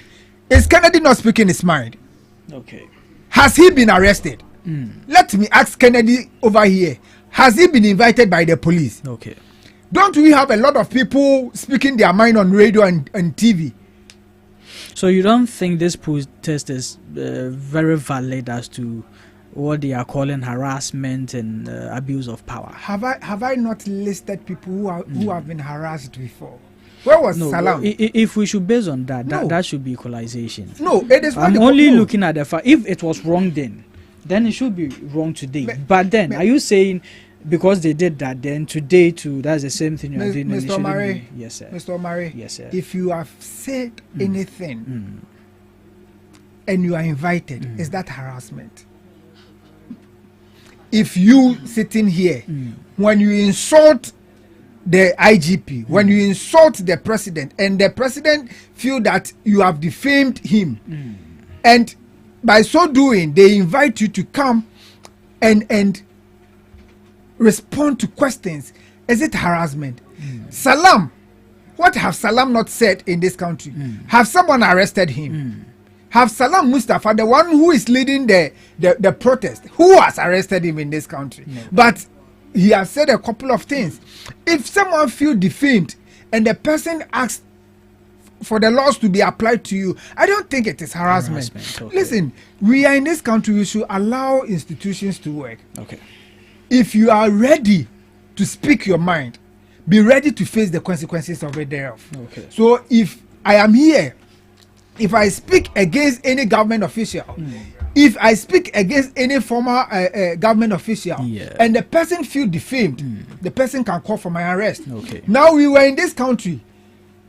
The violence that happened in Ayawa, so Ablekuma North, were those people not arrested? Were they not punished? Have they not been fined by the law court? We were in this country. Azoka made the great comment at Akwatia. Has Azoka not been arrested? Okay. There was one Alhaji, who is Alhaji Wahab. He is an NDC communicator for Ebuakwa North. He said certain things. Has he not been arrested? He was arrested and granted bail. Okay. But we were in this country when Anodompre said they should beat NDC people. NPP people should, when they meet NDC people and they think whatever they are doing is against the law, they should beat them. Who arrested Anodompre? what has Arnold been arrested? So we should be truthful to ourselves. Okay. The protest is good. We will show them that in this country you can protest without anyone lifting a finger on you. Okay. For you, if you want to go on an exercise, we know no one will bar you from moving on a morning exercise. And me, I am even ready to provide sachet water for them because they will get thirsty. Walking from a brown spot to where are they walking to? They're definitely going to the Flagstaff House. By the time they get there, they would have sweat a lot. I can provide them handkerchief and water for free because they are exercising their right. And in as much as they are exercising their right, no institution should bar them from or prevent them from exercising their right. But they should stop the pick and choose. Ohenebo Amabene, Captain Smart, Salamatu Muhammad, Manasseh Azuri. Yeah. Even recently, Erasmus, before 2024 elections, Erasmus Asaredonko was pleading for his life. Was pleading because he was exposing the galamsey that the NPP was doing. Is Erasmus still not doing his work? Has someone arrested him? Has someone issued a threatening message to him? We are begging Ghanaians. They voted for NDC, and NDC is doing whatever that they will do to make sure that they are governed, to make sure that their life is stable, to make sure that they get everything. So they should rally behind the government. The government is providing for them any other thing that they need. The government is making sure that their roads are constructed. The government is making sure that things are reduced. The government is making sure that food is on the table, food is available for everyone. The government is making sure that schools their children who are going to schools are being provided with food so that they will eat. The government is making sure that capitation is given to schools. The government is making sure that they are releasing funds for NHIL so that when they go to the health facility, they get the best of medication that will heal them of their illnesses. The government is making sure that everything that they need is provided for them. They shouldn't listen to the NPP because the NPP is there only to make noise. If they are providing they are providing constructive criticism, that one the NDC is available to listen to them. But as we are speaking, the NDC has protested more than the number of member of parliament they have in parliament. And if they keep on doing that, I can bet them that by the time we go for the next elections, that is in 2028, they may even dip down the ladder. Because as we are speaking, they even don't know. Ken over here, he don't know whether Baumia is winning. If Baumia wins, whether Ken his namesake will stay in the party or will break away from the party. That is what is breaking the NPP, and that is what they should focus on. All right, thank you, gentlemen. I think this is where our time is up. Let me just. He has made some allegation. There is not. You see, Kennedy. There is no way. I didn't let him rebut to you, so you are not rebutting to him. No, you are not. Our time is actually up. Our time is actually up. Our time is up. So we thank our audience. We thank our listeners and viewers for sticking with us. He didn't say that. So, gentlemen, your last words, and then he said it. Okay, they don't even have any last words. Let me make this clear. Kennedy, you are not rebutting here. You are not rebutting. This is my time. Kennedy, you are not rebutting. Wait, please. You are not. Kennedy, with all due respect, please, Mr. Marami, Mr. Marami, no, you invited me here to come and speak for my party. When someone says something that wait, I know. So but you don't go against what I say. And don't also platform. So I shouldn't defend my party. Is that what they are telling me? I shouldn't defend my party.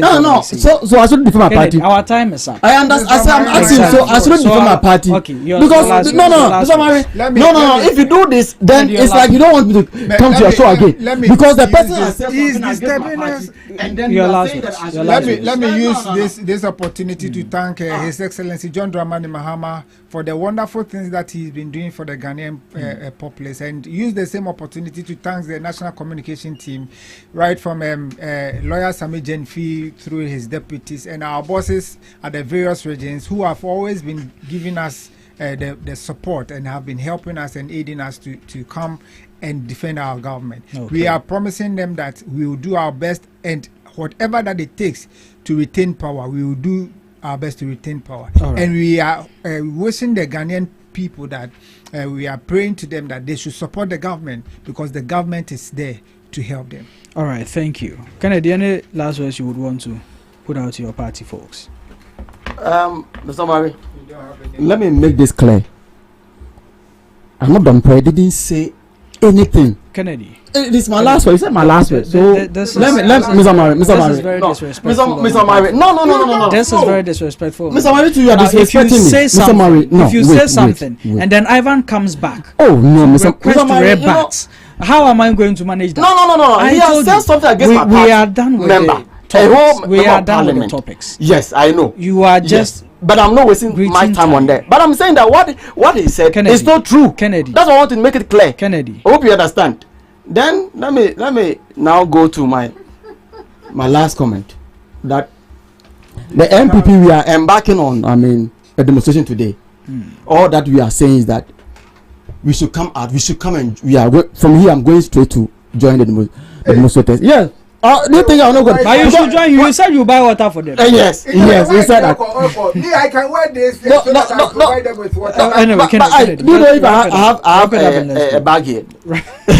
So all I'm saying is that the NDC want to silence opposition in this country, but we the MPP, we are not going to allow that. But this is just the beginning of the 4-year journey in this country. Okay. We are not going to let them shield behind the propaganda that they are doing, and then try to silence everybody that will try to speak against the NDC. Okay. So I'll advise or I'll encourage everyone that let's come out and let's join the demonstration. Thank you, gentlemen, and thank you to our viewers. Enjoy the rest of the day. There's more music coming your way. There's more music coming your way.